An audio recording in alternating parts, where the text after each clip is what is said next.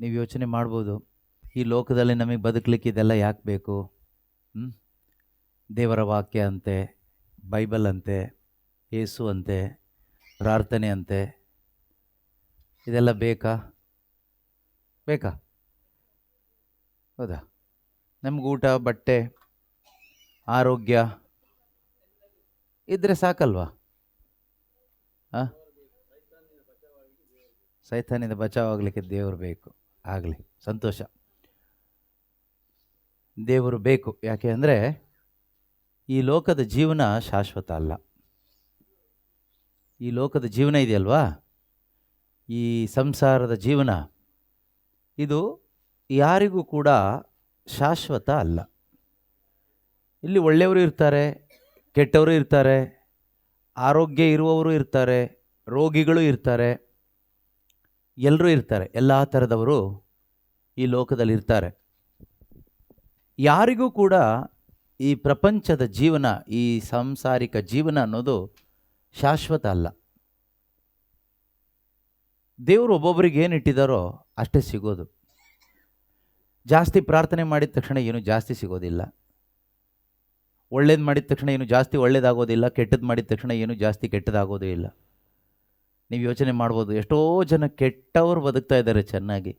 ನಾವು ಒಳ್ಳೇದು ಮಾಡಿ ನಮ್ಮ ಗತಿ ಹೀಗಾಯ್ತಲ್ಲ ಅಂತ ನೀವು ಯೋಚನೆ ಮಾಡ್ಬೋದು. ಕೆಲವು ಟೈಮ್ ಆ ಥರ ಅನಿಸುತ್ತೆ ಅಲ್ವಾ? ಸೊ ನಾವು ಏನೇ ಆಲೋಚನೆ ಮಾಡಿದರೂ,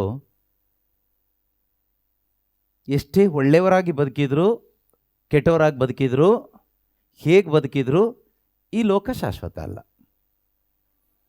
ಅಲ್ವಾ? ಈ ಲೋಕದಿಂದ ನಾವು ಒಂದು ದಿನ ಹೋಗಲೇಬೇಕು. ನೀವು ತುಂಬ ಚೆನ್ನಾಗಿ ಪ್ರಾರ್ಥನೆ ಮಾಡ್ತೀರಿ, ದೇವರನ್ನ ನಂಬಿದ್ದೀರಿ ಅಂತ ಹೇಳಿಬಿಟ್ರೆ ನೀವಿಲ್ಲಿ ಉಳ್ಕೊಳ್ಳಲ್ಲ. ಯಾರು ಉಳ್ಕೊಳ್ಳಲ್ಲ. ಹೋಗಲೇಬೇಕು, ಈ ಲೋಕನ ಬಿಟ್ಟು ಹೋಗಲೇಬೇಕು. ಅದರಿಂದ ನಾವು ಹೋಗ್ಲಿಕ್ಕಿರ್ತಕ್ಕಂಥ ಆ ಜಾಗದ ಬಗ್ಗೆ ತಿಳ್ಕೋಬೇಕು. ನಾವು ಯಾವುದೋ ಒಂದು ದೇಶಕ್ಕೆ ಪ್ರಯಾಣ ಹೋಗುವಾಗ, ಟೂರ್ ಹೋಗುವಾಗ, ಆ ದೇಶದಲ್ಲಿ, ಆ ಊರಲ್ಲಿ ಏನು ಊಟ ಇದೆ, ಜನ ಹೇಗಿದ್ದಾರೆ, ಅಲ್ಲಿನ ಕರೆನ್ಸಿ ಏನು, ಅಲ್ಲಿ ಜನ ಏನು ಭಾಷೆ ಮಾತಾಡ್ತಾರೆ, ಅಲ್ಲಿ ಬದುಕಲಿಕ್ಕೆ ಆಗುತ್ತಾ, ಚಳಿ ಇದೆಯಾ, ಬಿಸಿ ಇದೆಯಾ, ಇದೆಲ್ಲ ನಾವು ಎನ್ಕ್ವೈರಿ ಮಾಡಿ ತಿಳ್ಕೊಂಡು ಆಮೇಲೆ ಹೋಗ್ತೀವಿ. ಹೌದಾ? ಒಂದು ಆಸ್ಪತ್ರೆಗೆ ಕಾಯಿಲೆ ಬಿದ್ದು ಹೋಗುವಾಗಲೂ ಕೂಡ ಮೊದಲು 4 ಜನನ ಕೇಳಿ ತಿಳ್ಕೊಳ್ತೀವಿ.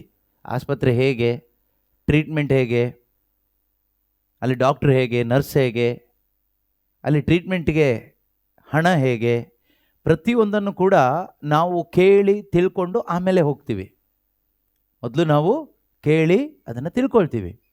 ಹಾಗೆಯೇ ಈ ಲೋಕದಲ್ಲಿ ಬದುಕಿರುವಾಗ ನಾವು ತಿಳ್ಕೋಬೇಕು ದೇವರನ್ನು, ದೇವರ ವಾಕ್ಯಗಳನ್ನು, ಯೇಸುವನ್ನು. ಯಾಕೆ ಕೇಳಿದರೆ, ನಾವು ಶಾಶ್ವತವಾಗಿ ಹೋಗಲಿಕ್ಕಿರುವ ಜಾಗ ಆ ಸ್ವರ್ಗ ರಾಜ್ಯ. ಅಲ್ಲಿಗೆ ನಾವು ಹೋಗಬೇಕು. ಅಲ್ಲಿ ಹೋಗಬೇಕು ಅಂತ ನಮ್ಗೆ ಆಸೆ. ಇಲ್ಲಿ ಬಂದರೆ ಅಲ್ಲಿ ಹೋಗ್ತೀವಿ. ಇಲ್ಲಿಂದ ಆಸೆ ಪಡಬೇಕು ಅಲ್ಲಿ ಹೋಗಲಿಕ್ಕೆ. ಆ ಆಸೆ ಬರಬೇಕಾದ್ರೆ ಅದ್ರ ಬಗ್ಗೆ ಟೇಸ್ಟ್ ಇರಬೇಕು. ನಮಗೆ ಯಾರಾದರೂ ಹೇಳ್ತಾರೆ, ಅಲ್ಲೊಂದು ಹೋಟೆಲ್ ಇದೆ, ತುಂಬ ಚೆನ್ನಾಗಿ ಅಡುಗೆ ಮಾಡ್ತಾರೆ, ರುಚಿಯಾದ ಅಡುಗೆ ಇದೆ ಅಂತ. ಆಗ ನಿಮಗೇನು ಅನಿಸುತ್ತೆ? ನಾವು ಒಂದು ಸರಿ ಹೋಗೋಣ ಅನಿಸುತ್ತೆ. ಹಾಗೆ ನಾವೆಲ್ಲ ಹೋಟ್ಲಿಗೆ ಹೋಗೋದು. ಕರೆಕ್ಟ್ ಅಲ್ವಾ? ಈ ಕೆಲವರು ನಿಮಗೆ ಲೇಡೀಸ್ ಎಲ್ಲ ಇದ್ದೀರಾ, ಭಾಳ ಜನ. ನೋಡಿ, ಅವ್ರು ಗೊತ್ತಾಗ್ಬಿಡ್ತು ಅವರಿಗೆ. ಯಾರಾದರೂ ಇಂಥ ಜಾಗದಲ್ಲಿ ಒಳ್ಳೆ ಡ್ರೆಸ್ ಸಿಗುತ್ತೆ. ನಮ್ಮ ಅನಿತಕ್ಕ ನಿನ್ನೆ ಹೇಳ್ತಾ ಇದ್ರು, ಡ್ರೆಸ್ ಎಲ್ಲಿದ್ದಾರೆ ಅನಿತಕ್ಕ? ಹೋಗಿಲ್ಲ ಅವರು. ಅನಿತಕ್ಕ ನಿನ್ನೆ ಕೇಳಿದೆ, ಪ್ರೇಯರಿಗೆ ಬರ್ತೀರಾ ಇವತ್ತು ಅಂತ. ಅನಿತಕ್ಕ ಹೇಳಿದ್ರು, ಇಲ್ಲ, ನಾವು ಸ್ವಲ್ಪ ನಾಚಿಕೆಯಿಂದ ಹೇಳಿದರು ಅವರು, ಮದುಮಗಳ ಥರ. ಕೊನೆಗೆ ಏನು ಅಂತ ಗೊತ್ತಾಯಿತು, ಡ್ರೆಸ್ ತೊಗೊಳ್ಲಿಕ್ಕೆ ಹೋಗ್ತಾ ಇದ್ದಾರೆ ಅಂತ ಹೇಳಿದರು. ಎಲ್ಲಿಗೆ ಕೇಳಿದ್ರೆ ಯಾವುದು ಊರು ಹೇಳಿದರು, ಮಡೆ ಅಂತಾರೆ. ಯಾಕೆ ಹೇಳಿ? ಯಾರು ಹೇಳಿರ್ತಾರೋ, ಫ್ಯಾಮಿಲಿ ಮೆಂಬರ್ಸು, ಫ್ರೆಂಡ್ಸು, ರಿಲೇಟಿವ್ಸ್ ಯಾರೋ ಹೇಳಿರ್ತಾರೆ. ಅಲ್ಲಿ ನಿಮಗೆ ಕರೆಕ್ಟ್ ಸೈಜ್ ಸೂಟ್ ಆಗೋ ಡ್ರೆಸ್ ಅಲ್ಲಿ ಉಂಟು, ಅಲ್ಲಿ ಚೀಪ್ ಆ್ಯಂಡ್ ಬೆಸ್ಟಲ್ಲಿ ಒಳ್ಳೆ ಐಟಮ್ ಸಿಗ್ತದೆ ನಿಮಗೆ ಅಂತ. ಹಾಗೆ ಕೆಲವೊಮ್ಮೆ ನಾವು ನಮಗೆ ಬೇಕಾದ ಫುಡ್ ಇರ್ಬೋದು, ಡ್ರೆಸ್ ಇರ್ಬೋದು, ಏನೇನೋ ನಮಗೇನು ಬೇಕು ಶರೀರಕ್ಕೆ ಅದನ್ನು ತೆಗೆದುಕೊಳ್ಳಲಿಕ್ಕೆ, ತಿನ್ನಲಿಕ್ಕೆ, ಹಾಕ್ಕೊಳ್ಳಿಕ್ಕೆ ನಾವೇನು ಮಾಡ್ತೀವಿ? ಆ ಒಂದು ಸ್ಥಳಕ್ಕೆ ಹೋಗ್ತೀವಿ. ಹಾಗೆ ಆ ಸ್ಥಳದ ಬಗ್ಗೆ ನಮಗೆ ಗೊತ್ತಿಲ್ಲದೆ ಇದ್ದರೆ ಹೋಗ್ಲಿಕ್ಕಾಗತ್ತಾ? ಓದ್ಲಿಕ್ಕಾಗಲ್ಲ ಅಲ್ವಾ? ಕೆಲವೊಮ್ಮೆ ನಾವು ಮಕ್ಕಳನ್ನ ಸ್ಕೂಲಿಗೆ ಹಾಕಬೇಕಾದ್ರೆ, ಅಡ್ಮಿಷನ್ ಮಾಡಿಸ್ಬೇಕಾದ್ರೆ ಸುಮ್ಮನೆ ಕರ್ಕೊಂಡೋಗಿ ದಾರಿಯಲ್ಲಿ ಯಾವುದೋ ಒಂದು ಸ್ಕೂಲ್ ಪಕ್ಕದಲ್ಲಿದೆ ಮನೆ ಹತ್ರ ಅಂತ ಸೇರಿಸ್ತೀವ? ಇಲ್ಲ ಅಲ್ವಾ?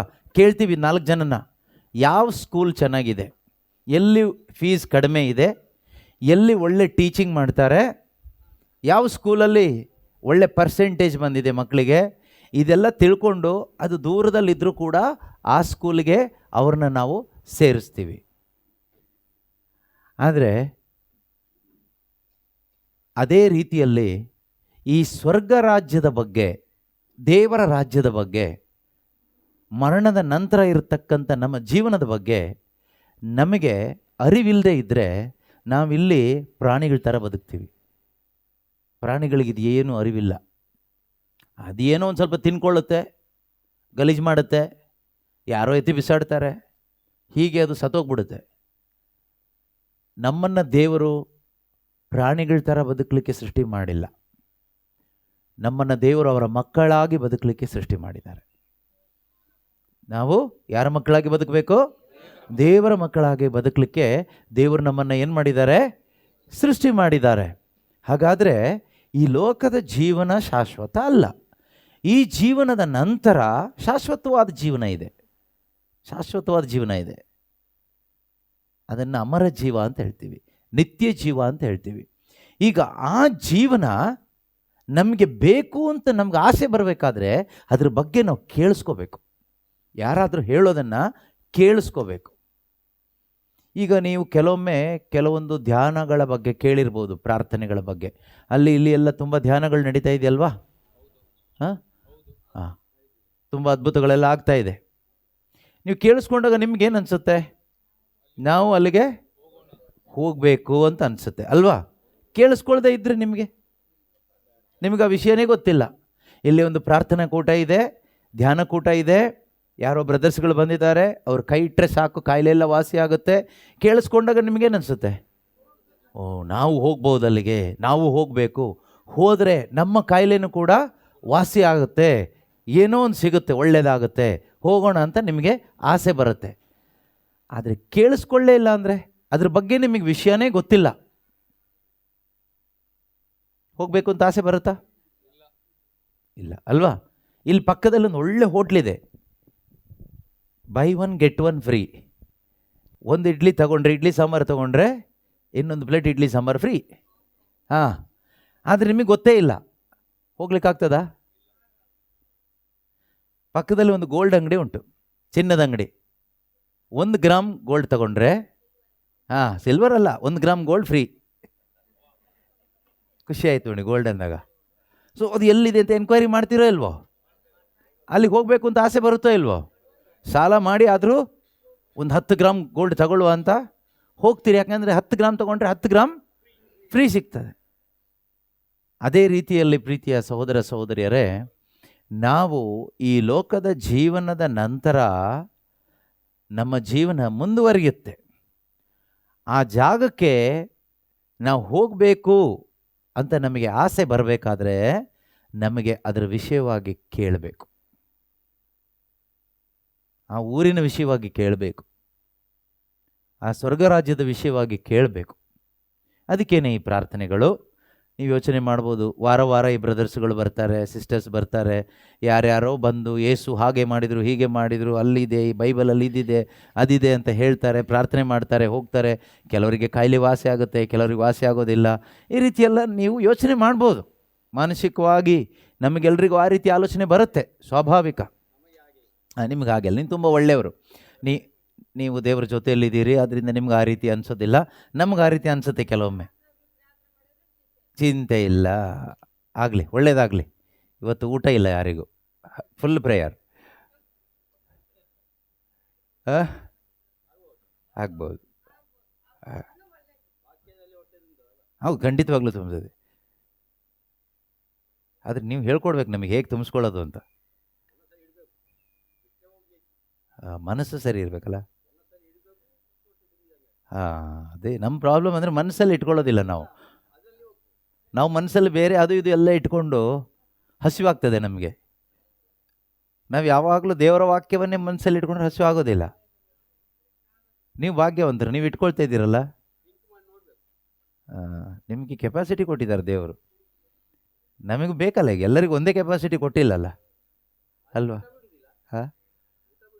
ಹಾಂ ಊಟ ಬಿಡೋದಿಲ್ಲ, ಊಟ ಮಾಡಲಿಕ್ಕೆ ಎಲ್ರಿಗೂ ಕೆಪಾಸಿಟಿ ಉಂಟಲ್ಲ. ಕರೆಕ್ಟ್. ದೇವರ ವಾಕ್ಯ ಆಲೋಚನೆ ಮಾಡಲಿಕ್ಕೆ ಕೆಪಾಸಿಟಿ ಇಲ್ಲ ಅಂತ ಹೇಳ್ತೀವಿ ನಾವು, ಊಟ ಮಾಡಲಿಕ್ಕೆ ಎಲ್ರಿಗೂ ಕೆಪಾಸಿಟಿ ಉಂಟು. ಆಗಲಿ, ವಾಕ್ಯಗಳನ್ನ ಕೇಳಿಸ್ಕೊಳ್ತೀವಿ ನಾವು ಪ್ರತಿದಿನ. ಆದರೆ ಯಾಕೆ ಬೇಕು ಈ ವಾಕ್ಯಗಳು? ಯಾಕೆ ಬೇಕು ಪ್ರಾರ್ಥನೆ? ಪ್ರಾರ್ಥನೆ ಯಾಕೆ ಬೇಕು? ದೇವರ ವಾಕ್ಯ ಯಾಕೆ ಬೇಕು ನಮಗೆ? ಯಾಕೆ ನಾವು ಹಾಡ್ತೀವಿ? ಯಾಕೆ ನಾವು ಸ್ತುತಿ ಮಾಡ್ತೀವಿ? ಕಾರಣ ನಮಗೆ ಒಂದು ಭರವಸೆ ಇದೆ. ನಮಗೇನಿದೆ? ಭರವಸೆ ಇದೆ. ಏನು ಅಂದರೆ, ಈ ಲೋಕದ ಜೀವನ ಶಾಶ್ವತ ಅಲ್ಲ, ಇದಾದ ನಂತರ ಶಾಶ್ವತವಾದ ಜೀವನ ನಮಗೆ ಇದೆ. ಅಮರ ಜೀವ, ನಿತ್ಯ ಜೀವ, ಶಾಶ್ವತವಾದ ಜೀವನ, ಸ್ವರ್ಗ ರಾಜ್ಯದಲ್ಲಿ ನಿರಂತರವೂ ನಾವು ಸಂತೋಷವಾಗಿ ಸಮಾಧಾನವಾಗಿ ಬದುಕುವ ಒಂದು ಜೀವನ ಇದೆ. ಅಲ್ಲಿ ಈ ಶರೀರ ಇರೋದಿಲ್ಲ, ಇನ್ನೊಂದು ಶರೀರ. ದೇವರು ನಮಗೆ ಹೊಸ ಶರೀರ ಕೊಡ್ತಾರೆ. ಈ ಶರೀರ ನಾವು ಎಷ್ಟೇ ಮೇಕಪ್ ಮಾಡಿದ್ರು, ಎಷ್ಟೇ ಟ್ರೀಟ್ಮೆಂಟ್ ಕೊಟ್ಟರು, ಎಷ್ಟೇ ಚೆನ್ನಾಗಿ ಕಾಪಾಡಿಕೊಂಡ್ರು, ಇದು ಎಲ್ಲಿಗೆ ಹೋಗ್ತದೆ? ಒಂದು ದಿವಸ ನರಕಕ್ಕಲ್ಲ, ಮಣ್ಣಿಗೆ ಹೋಗುತ್ತೆ. ಇದೆಲ್ಲಿಗೆ ಹೋಗುತ್ತೆ? ಈ ದೇಹ ಮಣ್ಣಿಗೆ ಹೋಗುತ್ತೆ. ಈ ದೇಹ ನರಕಕ್ಕೂ ಹೋಗಲ್ಲ, ಸ್ವರ್ಗಕ್ಕೂ ಹೋಗಲ್ಲ. ಇದು ಇಲ್ಲಿ ಸತ್ತೋದ್ರೆ ಅದರ ಪ್ರಾಣಿಗಳು ಬಂದು ತಿನ್ಕೊಂಡು ಹೋಗುತ್ತೆ, ಇಲ್ಲ ಮಣ್ಣಿಗೆ ಹೋಗ್ತದೆ ಅಷ್ಟೇ, ಬೇರೆ ಎಲ್ಲೂ ಹೋಗೋದಿಲ್ಲ. ನಾವಿದು ಎಷ್ಟೇ ಟ್ರೀಟ್ಮೆಂಟ್ ಮಾಡಿದ್ರು, ಇದನ್ನು ಎಷ್ಟೇ ಒಳ್ಳೆ ಬಟ್ಟೆ ಹಾಕಿದ್ರು, ಎಷ್ಟು ಮೇಕಪ್ ಮಾಡಿದ್ರು, ಇದನ್ನು ಎಷ್ಟು ಚೆನ್ನಾಗಿ ನಾವು ನೋಡಿಕೊಂಡ್ರು ಕೂಡ ಈ ದೇಹ ಒಂದು ದಿನ ಏನಾಗುತ್ತೆ? ಸತ್ತೋಗುತ್ತೆ, ಮಣ್ಣಿಗೆ ಹೋಗುತ್ತೆ. ಆದರೆ ಯೇಸು ಸ್ವಾಮಿ ಬರ್ತಾರೆ, ಮತ್ತೆ ಮರಳಿ ಬರ್ತಾರೆ. ಬೈಬಲ್ ಪ್ರಕಾರ, ನಮ್ಮ ವಿಶ್ವಾಸದ ಪ್ರಕಾರ ಯೇಸು ಕ್ರಿಸ್ತರು ಈ ಧರೆಗೆ, ಈ ಭೂಮಿಗೆ ಅವರು ಮತ್ತೆ ಮರಳಿ ಬರ್ತಾರೆ.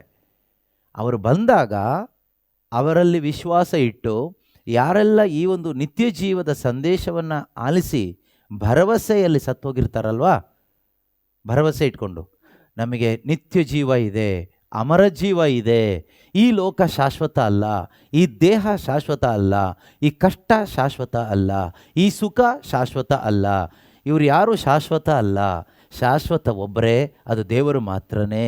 ಆ ನಂಬಿಕೆಯ ನಿರೀಕ್ಷೆಯಲ್ಲಿ ಯಾರು ಬದುಕ್ತಾ ಇದ್ದಾರೋ ಅವ್ರನ್ನ ಕರ್ಕೊಂಡು ಹೋಗ್ಲಿಕ್ಕೆ ಯೇಸು ಬರ್ತಾರೆ. ಅವರಿಗೆಲ್ಲ ಪುನರುತ್ಥಾನ ಮಾಡ್ತಾರೆ, ಅವರಿಗೆ ಮತ್ತೆ ಜೀವ ಕೊಟ್ಟು ಎಬ್ಬಿಸ್ತಾರೆ, ಕೊಟ್ಟು ಅಲ್ಲಿನ ಸೂಟ್ ಕೊಡ್ತಾರೆ. ಅಲ್ಲಿನ ಸೂಟ್, ನೀವು ಚಂದ್ರಲೋಕಕ್ಕೆ ಹೋಗುವಾಗ ಈ ಬಟ್ಟೆ ಹಾಕ್ಕೊಂಡು ಹೋಗೋದಿಲ್ಲ ಅಲ್ಲಿಗೆ. ಅಲ್ಲಿಗೆ ಹೋಗಬೇಕಾದ್ರೆ ಅಲ್ಲಿನ ಒಂದು ಡ್ರೆಸ್ ಕೊಡ್ತಾರೆ ಅಲ್ವಾ. ಸೊ ನೀರು ಒಳಗಡೆ ಹೋಗಬೇಕಾದ್ರೆ ಅಲ್ಲಿ ಒಂದು ಡ್ರೆಸ್ ಹಾಕ್ಕೊಂಡು ಹೋಗ್ಬೇಕು. ಈ ಡ್ರೆಸ್ ಹಾಕ್ಕೊಂಡು ಹೋದರೆ ನೀರು ಒಳಗಡೆ ಮುಳುಗಿ ಸತ್ತೋಗ್ಬಿಡ್ತೀವಿ. ಸೊ ನೀರಿನ ಆಳಕ್ಕೆ ಹೋಗುವಾಗ ಅಲ್ಲಿನ ಒಂದು ಡ್ರೆಸ್. ಈ ಕೆಲವೊಂದು ಜಾಗದಲ್ಲೆಲ್ಲ ಕೆಲಸ ಮಾಡ್ತಾರೆ, ಅವರು ಅಲ್ಲಿನ ತಕ್ಕ ಡ್ರೆಸ್ಗಳನ್ನ ಹಾಕ್ತಾರೆ. ಕೆಲವೊಂದು ಫ್ಯಾಕ್ಟ್ರಿಗಳೆಲ್ಲ ಕೆಲಸ ಮಾಡುವಾಗ ಕೆಲವೊಂದು ಅಪಾಯಕ್ಕೆ ಒಳಗಾಗದ ಹಾಗೆ ಅದಕ್ಕೆ ಸಂಬಂಧಪಟ್ಟ ಡ್ರೆಸ್ಗಳನ್ನು, ವಸ್ತ್ರಗಳನ್ನು ಅವರು ಧರಿಸಿಕೊಳ್ತಾರೆ. ಈ ಡ್ರೆಸ್ ಹಾಕ್ಕೊಂಡು ಹೋಗ್ಲಿಕ್ಕೆ ನಮಗೆ ನಮ್ಮದು ಕಾಸ್ಟ್ಲಿ ಡ್ರೆಸ್ ಅಂತ ಹೇಳಿದರೆ ಅವರು ಒಪ್ಪೋದಿಲ್ಲ. ಅದೇ ರೀತಿಯಲ್ಲಿ ಯೇಸುಸ್ವಾಮಿ ಬರುವಾಗ ಆ ಸ್ವರ್ಗ ರಾಜ್ಯಕ್ಕೆ ನಮ್ಮನ್ನು ಕರ್ಕೊಂಡು ಹೋಗಬೇಕಾದ್ರೆ ಈ ಶರೀರ ಇಟ್ಕೊಂಡು ಕರ್ಕೊಂಡು ಹೋಗೋದಿಲ್ಲ, ಅಲ್ಲಿ ಹೋಗೋಕ್ಕಾಗೋದಿಲ್ಲ. ಇದರಲ್ಲಿ ಅಲ್ಲಿ ಬೇರೆ ಡ್ರೆಸ್ಸೇ ಬೇಕು, ಬೇರೆ ದೇಹ ಬೇಕು. ಆ ದೇಹ ಎಲ್ಲಿಗೆ ಸಿಗುತ್ತೆ ಕೇಳಿದರೆ ಅದು ಇಲ್ಲೆಲ್ಲೂ ಸಿಗೋದಿಲ್ಲ, ಯಾವ ಚರ್ಚಲ್ಲೂ ಸಿಗೋದಿಲ್ಲ, ಯಾವ ಧ್ಯಾನ ಕೇಂದ್ರದಲ್ಲೂ ಸಿಗೋದಿಲ್ಲ, ಯಾರಿಗೂ ಕೊಡಲಿಕ್ಕಾಗೋದಿಲ್ಲ, ಅಡ್ವಾನ್ಸ್ ಬುಕ್ಕಿಂಗ್ ಇಲ್ಲ. ಯೇಸು ಬಂದಾಗ ಯೇಸು ಸ್ವಾಮಿ ಪುನರುತ್ಥಾನಗೊಳಿಸ್ತಾರೆ. ಪುನರುತ್ಥಾನಗೊಳಿಸಿ ನಮಗೊಂದು ಹೊಸ ದೇಹ ಕೊಡ್ತಾರೆ, ಒಂದು ಸ್ವರ್ಗೀಯ ದೇಹವನ್ನು ಕೊಡ್ತಾರೆ. ಈಗ ನಮಗೆ ದೇಹ ಇದೆ, ಇದು ಲೋಕದ ದೇಹ, ಮಣ್ಣಿನ ದೇಹ. ಅದಕ್ಕೆ ನಮಗೆ ಮಣ್ಣಿನ ಆಸೆ ಜಾಸ್ತಿ. ನಮಗೆ ಮಣ್ಣಿನ ಆಸೆ ಇದೆಯಾ?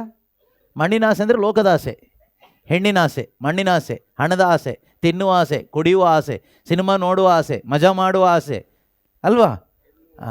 ಹೆಣ್ಣು ಹೊಣ್ಣು ಮಣ್ಣು ಎಲ್ಲ ಮಣ್ಣೆ, ಮಣ್ಣಿಂದ ಬಂದಿದ್ದು. ಇದು ಆಸೆ ಎಲ್ಲರಲ್ಲೂ ಉಂಟು ಅಲ್ವಾ. ಈಗ ನೋಡಿ, ಮಧ್ಯಾಹ್ನ ಆದರೆ ನಮಗೆ ತಿನ್ನುವ ಆಸೆ, ಆಮೇಲೆ ಕುಡಿಯುವ ಆಸೆ, ಆಮೇಲೆ ಮಲಗುವ ಆಸೆ, ಕಾಯಿಲೆ ಬಂದರೆ ಮಾತ್ರೆ ತಿನ್ನುವ ಆಸೆ, ಇಂಜೆಕ್ಷನ್ ತೆಗೆದುಕೊಳ್ಳುವ ಆಸೆ, ಎಲ್ಲದಕ್ಕೂ ಬದುಕುವ ಆಸೆ. ಕರೆಕ್ಟ್ ಅಲ್ವಾ? ನಿಮ್ಗೆ ಆಸೆ ಇದೆಯಾ? ಎಲ್ರಿಗೂ ಇದೆ, ನನಗೂ ಇದೆ, ನಿಮಗೂ ಇದೆ. ದೇಹ ಯಾರಿಗೆಲ್ಲ ಇದೆಯೋ ಅವರಿಗೆಲ್ಲರಿಗೂ ಮಣ್ಣಿನ ಆಸೆ ಇದೆ. ಈ ಮಣ್ಣಿನ ಆಸೆ ಇಟ್ಕೊಂಡ್ರೆ ನಾವು ಮಣ್ಣಿನ ಮಕ್ಕಳಾಗಿ ಹೋಗ್ಬಿಡ್ತೀವಿ ಲಾಸ್ಟಿಗೆ. ನಾವು ಮಣ್ಣಿನ ಮಕ್ಕಳಾಗಿ ಹೋಗಬಾರ್ದು, ನಾವು ದೇವರ ಮಕ್ಕಳಾಗಿ ಬದುಕಬೇಕು, ಸ್ವರ್ಗದ ಮಕ್ಕಳಾಗಿ ಬದುಕಬೇಕು. ಆ ಸ್ವರ್ಗದ ಆಸೆ ನಮಗೆ ಬರಬೇಕಾದ್ರೆ ಸ್ವರ್ಗದ ವಿಷಯಗಳನ್ನು ನಾವು ಕೇಳಿಸ್ಕೋಬೇಕು, ಸ್ವರ್ಗಕ್ಕೆ ಸಂಬಂಧಪಟ್ಟ ವಿಷಯಗಳನ್ನ ಕೇಳಿಸ್ಕೋಬೇಕು. ನಮಗೆ ಹಣದ ಆಸೆ ಹೇಗೆ ಬರ್ತದೆ? ಲೋಕದ ವಿಷಯವನ್ನು ಕೇಳಿಸ್ಕೊಂಡು ಕೇಳಿಸ್ಕೊಂಡು ಕೇಳಿಸ್ಕೊಂಡು ಕೇಳಿಸ್ಕೊಂಡು ನಮಗೆ ಲೋಕದ ಆಸೆ ಬರುತ್ತೆ. ಅವ್ರು ಕಾರ್ ತಗೊಂಡ್ರು, ಅವ್ರು ಮನೆ ಕಟ್ಟಿದರು, ಅವ್ರ ಮಕ್ಕಳಿಗೆ ವಿದ್ಯಾಭ್ಯಾಸ ಅಲ್ಲಿ ಕೊಡಿಸಿದ್ರು, ಅವರು ಫಾರಿನಲ್ಲಿ ಸೆಟ್ಲ್ ಆದರು. ಇದಕ್ಕೆಲ್ಲ ಏನು ಬೇಕು? ಹಣ ಬೇಕು. ಆಗ ನಮಗೆ ಹಣದ ಆಸೆ ಬರುತ್ತೆ. ಅದಕ್ಕೆ ಮಣ್ಣಿಗೆ ಸಂಬಂಧಪಟ್ಟ ವಿಷಯಗಳು ಕೇಳಿಸಿಕೊಳ್ಳುವಾಗ ನಮಗೆ ಮಣ್ಣಿನ ಹೊನ್ನಿನ ಆಸೆ ಎಲ್ಲ ಬರುತ್ತೆ. ಸ್ವರ್ಗದ ವಿಷಯಗಳು ನಾವು ಕೇಳಿಸಿಕೊಳ್ಳುವಾಗ ಈ ಮಣ್ಣಿನ ಆಸೆ ಕಡಿಮೆ ಆಗ್ತಾ ಹೋಗುತ್ತೆ, ಸ್ವರ್ಗದ ಆಸೆ ಜಾಸ್ತಿ ಆಗ್ತಾ ಹೋಗುತ್ತೆ. ಅರ್ಥ ಆಗ್ತಿದೆಯಾ? ಅದರಿಂದ ಆ ಆಸೆಯಲ್ಲಿ ನಾವು ಬದುಕಬೇಕು. ಆದರೆ ಈ ಆಸೆಯನ್ನು ನಮ್ಮಲ್ಲಿ ಕ್ರಿಯೇಟ್ ಮಾಡೋದು ಯಾರು ಕೇಳಿದರೆ ಪವಿತ್ರಾತ್ಮರು. ಅವ್ರಿಗೆ ಗೊತ್ತಿಲ್ಲಲ್ಲ. ಅದೇ ಎಲ್ರಿಗೂ ಕಷ್ಟ. ಅದೇ ನಾವೀಗ ಯಾಕೆ ಇಲ್ಲಿ ಬಂದಿದ್ದೀವಿ ಅಂದರೆ ನಮಗೆ ಏನೋ ಸ್ವಲ್ಪ ಅರ್ಥ ಆಗಿದೆ, ಎಷ್ಟೋ ಜನಕ್ಕೆ ಅರ್ಥ ಆಗಿಲ್ಲ. ಈಗ ನಿಮ್ಮಲ್ಲಿ ಎಷ್ಟೋ ಜನಕ್ಕೆ ಅರ್ಥ ಆಗಿಲ್ಲ. ಆದ್ದರಿಂದ ನಮಗೆ ಅರ್ಥ ಆಗಿರೋದು ಸ್ವಲ್ಪ ನಿಮ್ಮ ಜೊತೆಗೂ ಹಂಚ್ಕೊಳ್ಳುವ ಅಂತ ಇಲ್ಲಿ ಬಂದಿರೋದು. ಯಾಕೆಂದರೆ ಒಂದು ದಿನ ಎಲ್ಲರೂ ಸ್ವರ್ಗಕ್ಕೆ ಹೋಗಬೇಕು. ಯೇಸು ಬರುವಾಗ ಎಲ್ಲರೂ ಎಲ್ಲಿಗೆ ಹೋಗಬೇಕು? ಯಾರು ನರಕಕ್ಕೆ ಹೋಗಬಾರ್ದು. ನರಕಕ್ಕೆ ಹೋಗೋರು ಯಾರು ಗೊತ್ತಾ? ಯಾರು ಅಂದರೆ ಈ ಒಂದು ನಿರೀಕ್ಷೆ ಇಲ್ಲದೆ ಬದುಕುವವರು ನರಕಕ್ಕೆ ಹೋಗ್ತಾರೆ. ಯೇಸು ಬರ್ತಾರೆ, ಕರ್ಕೊಂಡು ಹೋಗ್ತಾರೆ ಎಂದು ನಿರೀಕ್ಷೆ ಇಲ್ಲದೆ, ಭರವಸೆ ಇಲ್ಲದೆ, ಇಷ್ಟ ಬಂದ ಹಾಗೆ ಪಾಪದ ಜೀವನ ಜೀವಿಸ್ತಾರೆ. ದೇವರಿಲ್ಲ, ಏನಿಲ್ಲ, ಯೇಸು ಏನು ಬರೋದಿಲ್ಲ, ಏನಿಲ್ಲ, ಬರೀ ಸುಳ್ಳು ನಾಟಕ, ಈ ರೀತಿ ತಿರಸ್ಕಾರ ಮಾಡಿ ಹಠಮಾರಿತನದಲ್ಲಿ ಪಿಶಾಚಿಗಳ ಥರ ಬದುಕುವ ಎಷ್ಟೋ ಜನ ಇದ್ದಾರೆ. ಅವರಿಗೆ ನರಕ. ದೈವ ಭಯ ಇಲ್ಲ, ದೇವರಿದ್ದಾರೆ ಎಂಬ ಒಂದು ದೈವ ಭಯ ಇಲ್ಲ, ವಿಶ್ವಾಸ ಇಲ್ಲ, ಅರಿವಿಲ್ಲ, ಆ ಸತ್ಯದ ಅರಿವಿಲ್ಲ, ಇಷ್ಟ ಬಂದ ಹಾಗೆ ಜೀವಿಸುವ ಜೀವನ. ಹಾಗೆ ಬದುಕುವಾಗ ಏನಾಗುತ್ತೆ ಅಂದರೆ ಯೇಸು ಬರ್ತಾರೆ ಒಂದಿನ. ಅವ್ರು ನಂಬಿದ್ರು ನಂಬದೇ ಇದ್ದರು, ದೇವರು ನಿಶ್ಚಯ ಮಾಡಿದ ಸಮಯಕ್ಕೆ ಅವರು ಬಂದೇ ಬರ್ತಾರೆ. ಆದರೆ ಯಾರನ್ನ ಕರ್ಕೊಂಡು ಹೋಗ್ತಾರೆ ಕೇಳಿದರೆ ನೀವು ಯೋಚನೆ ಮಾಡ್ಬೋದು, ಕ್ರಿಶ್ಚಿಯನ್ಸ್ನೆಲ್ಲ ದೇವರು ಕರ್ಕೊಂಡು ಹೋಗ್ತಾರೆ, ಯೇಸು ಕರ್ಕೊಂಡು ಹೋಗ್ತಾರೆ ಅಂತ. ಈಗ ನೋಡುವಾಗ ಲೆಕ್ಕಾಚಾರ ನೋಡಿದರೆ ಕ್ರಿಶ್ಚಿಯನ್ಸ್ನೆಲ್ಲ ಬಿಟ್ಟು ಬಾಕಿ ಇದ್ದವ್ರನ್ನೆಲ್ಲ ಕರ್ಕೊಂಡು ಹೋಗ್ತಾರೆ ಅನಿಸುತ್ತೆ. ಕ್ರಿಶ್ಚಿಯನ್ಸ್ನ ಕರ್ಕೊಂಡು ಹೋಗೋಕ್ಕೆ ಬರಲ್ಲ ಯೇಸು. ಯೇಸು ಬರೋದು, ಯೇಸು ಸ್ವಾಮಿ ಬರೋದು ಕ್ರಿಶ್ಚಿಯನ್ಸ್ನ ಕರ್ಕೊಂಡು ಹೋಗ್ಲಿಕ್ಕಲ್ಲ, ಸ್ವರ್ಗಕ್ಕೆ. ಯಾರು ಅವರಲ್ಲಿ ನಂಬಿಕೆ ಇಟ್ಟು ಆ ಒಂದು ಭರವಸೆಯಲ್ಲಿ ಬದುಕ್ತಾರಲ್ವ ಅವ್ರನ್ನೆಲ್ಲ ಕರ್ಕೊಂಡು ಹೋಗ್ತಾರೆ. ಅವ್ರು ಯಾವ ಜಾತಿಯವರೇ ಆಗಿರಲಿ, ಯಾವ ಕುಲದವರೇ ಆಗಿರಲಿ, ಅವ್ರು ಯಾರೇ ಆಗಿರಲಿ, ಯೇಸು ಕ್ರಿಸ್ತರು ಬರ್ತಾರೆ, ಅವರು ಬಂದು ನಮ್ಮನ್ನು ಕರ್ಕೊಂಡು ಹೋಗ್ತಾರೆ ಸ್ವರ್ಗ ರಾಜ್ಯಕ್ಕೆ. ನಾವು ಶಾಶ್ವತವಾಗಿ ಅಲ್ಲಿ ಇರ್ತೀವಿ. ಆ ಒಂದು ಭರವಸೆಯಲ್ಲಿ ಇಲ್ಲಿ ನಾವು ಬರುವಂಥ ಕಷ್ಟ, ದುಃಖ, ರೋಗ, ನೋವು, ಸಮಸ್ಯೆಗಳು ಎಲ್ಲವನ್ನು ಸಹಿಸ್ಕೊಂಡು ಎಲ್ಲರನ್ನ ಪ್ರೀತಿ ಮಾಡಿಕೊಂಡು ಪರಿಶುದ್ಧವಾಗಿ ಒಂದು ಜೀವನವನ್ನು ಜೀವಿಸುವಾಗ ಖಂಡಿತವಾಗಲೂ ಯೇಸು ಬರ್ತಾರೆ. ಬಂದಾಗ ನಾವು ಜೀವಂತವಾಗಿದ್ದರೆ ಹಾಗೇನೆ ನಮ್ಮನ್ನು ರೂಪಾಂತರ ಮಾಡಿ ತಗೊಂಡು ಹೋಗ್ತಾರೆ. ಈ ಶರೀರನ ಪರಿವರ್ತನೆ ಮಾಡಿ ಸ್ವರ್ಗೀಯವಾದ ಒಂದು ಶರೀರವನ್ನು ನಮಗೆ ಕೊಟ್ಟು ಕರ್ಕೊಂಡು ಹೋಗ್ತಾರೆ. ಒಂದು ವೇಳೆ ನಾವು ಇಲ್ಲ, ಸತ್ತೋಗ್ಬಿಟ್ವಿ, ಮಣ್ಣಿಗೆ ಹಾಕ್ಬಿಟ್ರೆ ನಮ್ಮನ್ನು ಹೆಸರು ಕರೆದು ಎಬ್ಬಿಸ್ತಾರೆ. ಲಾಜರನೇ ಹೊರಗೆ ಬಾ ಅಂತ ಲಾಜರನ್ನ ಕರೆದ್ರು. ಲಾಜರ ಸತ್ತೋಗಿದ್ದ, ಅವನ್ನ ಸಮಾಧಿ ಮಾಡಿದರು.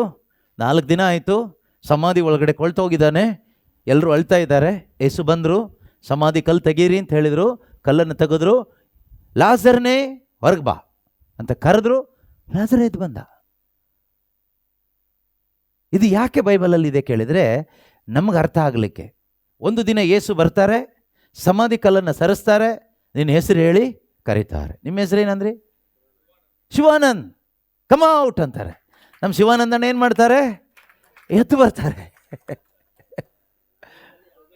ಈಗ ಅವರೇ ಸ್ವರ್ಗದಲ್ಲಿದ್ದಾರೆ ಅಂತ. ವೆರಿ ಗುಡ್, ಹಾಗೆ ಇರಬೇಕು. ಅದೇ ವಿಶ್ವಾಸ ನೋಡಿ. ನಮ್ಮ ಕ್ರೈಸ್ತರಿಗೆ ವಿಶ್ವಾಸ ಇಲ್ಲ, ನಮ್ಮ ಅಂತೋನಿಗೆ, ಜೋಸಫಿಗೆಲ್ಲ ಈ ವಿಶ್ವಾಸ ಇಲ್ಲ. ನಮ್ಮ ಶಿವಾನಂದಣ್ಣನಿಗೆ ನಾನು ಈಗಲೇ ಯೇಸು ಕ್ರಿಸ್ತನಲ್ಲಿ ಸ್ವರ್ಗದಲ್ಲಿದ್ದೀನಿ ಎಂಬ ವಿಶ್ವಾಸ ಇದೆ. ಹೆಸರಿಟ್ಕೊಂಡು ಏನು ಪ್ರಯೋಜನ? ಜೋಸೆಫ್ ಅಂತ, ಅಂತೋನಿ, ಮೇರಿ ಅಂತೆಲ್ಲ ಅಲ್ವಾ? ಅದರಿಂದ ದೇವರು ಹೆಸರು ನೋಡಿ ಮಣೆ ಹಾಕುವ ದೇವರಲ್ಲ, ವಿಶ್ವಾಸ ನೋಡಿ ಮಣೆ ಹಾಕುವ ದೇವರು. ವಿಶ್ವಾಸಿಗೆ ಕರೀತಾರೆ, ಬಾಯಿಲ್ಲಿ ಶಿವಾನಂದ ಕೂತ್ಕೋ, ಬಾಯಿಲ್ಲಿ ಗಣೇಶ ಕೂತ್ಕೋ ಅಂತ. ಅಂತೋನಿ ಬಾಯಿಲ್ಲಿ, ಜೋಸಫ್ ಇಲ್ಲಿ ಬಾಯಿಲಿ ಕೂತ್ಕೊಳ್ಳೋದಿಲ್ಲ, ಕರೆಸೋದಿಲ್ಲ ದೇವರು. ಅರ್ಥ ಆಗ್ತಾ ಇದೆಯಾ? ಹಾಂ, ಇದೆಲ್ಲ ನಾವು ಇಟ್ಕೊಳ್ಳೋದು ಹೆಸರೆಲ್ಲ. ಲೋಕದಲ್ಲಿ ನಮ್ಮನ್ನ ಜನ ಯಾವ ಜಾತಿ ಯಾವ ಕುಲ ಅಂತ ಪತ್ತೆ ಹಚ್ಚಲಿಕ್ಕೆ, ಗುರುತು ಹಚ್ಚಲಿಕ್ಕೆ ಈ ಹೆಸರುಗಳನ್ನೆಲ್ಲ ನಾವು ನಮ್ಮ ಇಷ್ಟಕ್ಕೆ ಇಟ್ಕೊಂಡಿರೋದು.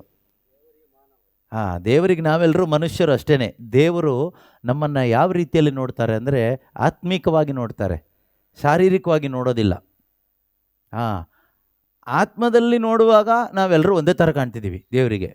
ಶರೀರದಲ್ಲಿ ನೋಡುವಾಗ ನಾವು ಎಲ್ಲರೂ ಬೇರೆ ಬೇರೆ, ಗಂಡು ಹೆಣ್ಣು. ಆತ್ಮದಲ್ಲಿ ನೋಡುವಾಗ ಗಂಡು ಇಲ್ಲ ಹೆಣ್ಣು ಇಲ್ಲ, ಆತ್ಮಕ್ಕೆ ಯಾವುದೇ ಲಿಂಗ ಇಲ್ಲ. ದೇವರು ಆತ್ಮ. ದೇವರೇನಾಗಿದ್ದಾರೆ? ದೇವರು ಆತ್ಮ. ದೇವರ ಆತ್ಮ ಸ್ವರೂಪಿ, ಪರಮಾತ್ಮ. ಪರಮಾತ್ಮ. ಈಗ ದೇವರು ಮನುಷ್ಯನನ್ನು ತನ್ನ ಹೋಲಿಕೆಯಲ್ಲಿ ಮಾಡಿದ್ದಾರೆ, ಆತ್ಮವಾಗಿ ಸೃಷ್ಟಿ ಮಾಡಿದ್ದಾರೆ. ಆತ್ಮವಾಗಿ ಸೃಷ್ಟಿ ಮಾಡಿ ಈ ಲೋಕದಲ್ಲಿ ಈ ದೇಹದ ಒಳಗಡೆ ಹಾಕಿಬಿಟ್ಟಿದ್ದಾರೆ. ಅದು ದೇವರದೊಂದು ಯೋಜನೆ. ನಮಗೆ ಜಾಸ್ತಿ ಕ್ವಶನ್ ಕೇಳಲಿಕ್ಕಿಲ್ಲ ಯಾಕೆ ಹಾಗೆ ಮಾಡಿದರು ಅಂತ. ದೇವರಿಗೊಂದು ಪ್ಲ್ಯಾನ್ ಉಂಟು. ದೇವರ ಯೋಜನೆ ಪ್ರಕಾರ ದೇವರು ಮನುಷ್ಯನನ್ನು ಹೀಗೆ ಮಾಡಿದ್ದಾರೆ. ಅದನ್ನು ಪ್ರಶ್ನೆ ಕೇಳಲಿಕ್ಕೆ ನಮಗೆ ಹಕ್ಕಿಲ್ಲ. ಯಾಕೆ ಅಂದರೆ ನಾವು ಸೃಷ್ಟಿ, ಆತನು ಸೃಷ್ಟಿಕರ್ತ. ನಾವೆಲ್ಲರೂ ಸೃಷ್ಟಿ. ನಾವು ಮಡಿಕೆ, ಮಣ್ಣಿನ ಮಡಿಕೆಗಳು. ದೇವರು ಕುಂಬಾರ. ಕೇಳಲಿಕ್ಕಿಲ್ಲ. ನಮಗೇನು ಅಗತ್ಯ ಇದೆಯಾ? ಊಟ ಇಲ್ವಾ? ಕೇಳ್ಬೋದು. ಆರೋಗ್ಯ ಬೇಕಾ? ಕೇಳ್ಬೋದು. ಕೊಡೋದು ಬಿಡೋದು ಆತನಿಚ್ಛೆ, ಕೇಳ್ಬೋದು ಅಷ್ಟೇ. ಈಗ ನೋಡಿ, ನಾವು ಭಿಕ್ಷುಕರಿರ್ತಾರೆ ದೇವ್ರ ಮುಂದೆ, ದಾರಿ ಮೇಲೆ ಭಿಕ್ಷುಕರು ಇರ್ತಾರೆ ಅಲ್ವಾ? ಅದೇ ಅಲ್ಲ, ಅವರೇನು ಸಹ ನಾವು ಉದಾಹರಣೆ ಹೇಳ್ತಾ ಇರೋದು. ಭಿಕ್ಷುಕರು ಸಾಧಾರಣವಾಗಿ ಏನು ಮಾಡ್ತಾರೆ? ರೋಡ್ ಸೈಡಲ್ಲಿ ಕೂತ್ಕೊಂಡು ಭಿಕ್ಷೆ ಬೇಡ್ತಾರೆ. ಡಿಮ್ಯಾಂಡ್ ಮಾಡಲಿಕ್ಕಾಗತ್ತಾ? ಊಟ ಕೊಡಿಯಪ್ಪ ಅಂತ ಕೇಳ್ಬೋದು. ಊಟ ಕೊಡೋದು ಬಿಡೋದು ಭಿಕ್ಷೆ ಹಾಕೋರಿಗೆ ಬಿಟ್ಟಿದ್ದು. ಬಿರಿಯಾನಿ ಕೊಡಿ ಅಂತ ಕೇಳಲಿಕ್ಕಾಗತ್ತಾ? ಕೇಳ್ಬೋದು.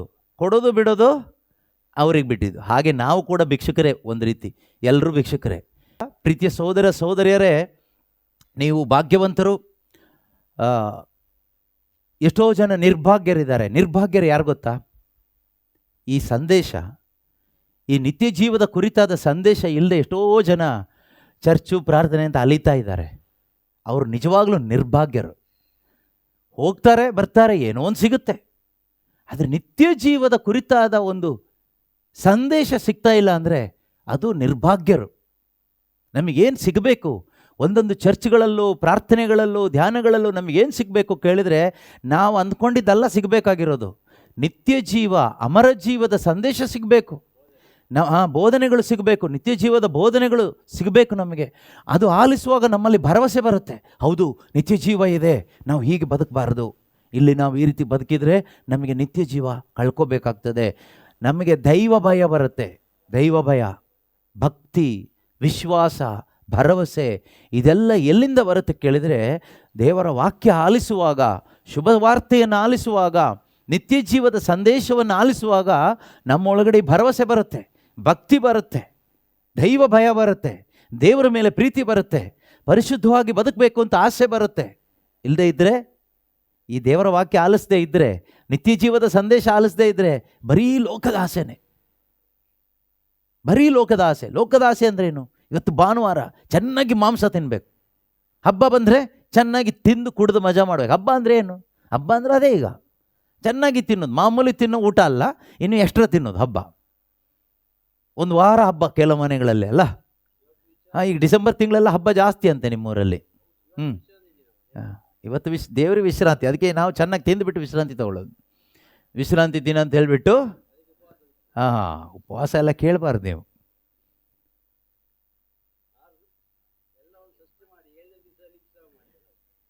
ಏಳನೇ ದಿವಸದಲ್ಲಿ ವಿಶ್ರಾಮ ಮಾಡಿದರು. ಅದಕ್ಕೆ ನಾವು 7ನೇ ದಿವಸದಲ್ಲಿ ಚೆನ್ನಾಗಿ ಬ್ಯಾಟಿಂಗ್ ಮಾಡೋದು.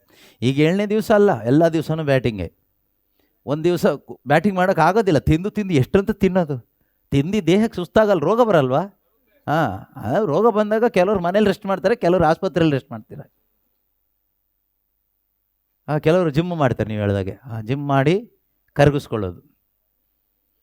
ಎಷ್ಟು ಕರಗಿಸ್ಕೊಂಡ್ರು ಏನು ಮಾಡಿದ್ರು ಲಾಸ್ಟಿಗೆ ಒಂದು ದಿನ ಈ ದೇಹ ಎಲ್ಲಿಗೆ ಹೋಗುತ್ತೆ? ಎತ್ಕೊಂಡು ಹೋಗಿ ಮಣ್ಣಿಗೆ ಬಿಸಾಡ್ತಾರೆ. ನಮ್ಮ ದೇಹ ಒಂದು ರೀತಿ ಅನಾಥಾಲಯವಾಗಿರಬಾರ್ದು. ಏನಾಗಿರಬಾರ್ದು? ಅನಾಥಾಲಯ ಆಗಿರಬಾರ್ದು. ಇಲ್ಲಿ ಬರೆದಿದೆಯಲ್ಲ ಅನಾಥಾಶ್ರಮ ಅಂತ. ಇದು ಆ್ಯಕ್ಚುಲಿ ಅನಾಥಾಶ್ರಮ ಅಲ್ಲ, ಜನಕ್ಕೆ ಅರ್ಥ ಆಗ್ಲಿಕ್ಕೆ ಬರ್ದಿರೋದು ಅಷ್ಟೇ. ನಿಜವಾದ ಅನಾಥಾಶ್ರಮ ಯಾವುದು ಗೊತ್ತಾ? ಯಾರು ಒಳಗಡೆ ದೇವರು ಇರೋದಿಲ್ವೋ ಅದೇ ಅನಾಥಾಶ್ರಮ. ನಿಜವಾದ ಅನಾಥಾಶ್ರಮ ಏನು ಕೇಳಿದರೆ, ಯಾರ ಒಳಗಡೆ ದೇವರು ಇಲ್ಲವೋ ಅವರೇ ಅನಾಥರು. ನಿಮ್ಮ ಒಳಗಡೆ ದೇವರು ಇರುವಾಗ ನೀವು ಯಾರು ಅನಾಥರಲ್ಲ. ಯೇಸು ಸ್ವಾಮಿ ಏನು ಹೇಳ್ತಾರೆ ಗೊತ್ತಾ?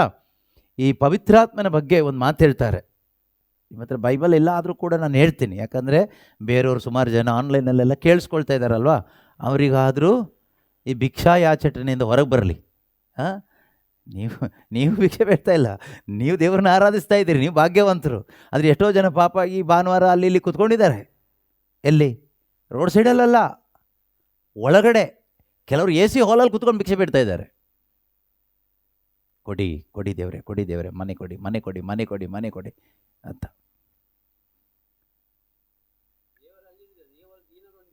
ಅದು ಗೊತ್ತಿಲ್ಲಲ್ಲ, ದೀನರು ಯಾರು ಅಂತ ಗೊತ್ತಿಲ್ಲಲ್ಲ, ಕಂಡುಹಿಡಿಯುವಾಗ ದೀನರು ಯಾರು ಅಂತ.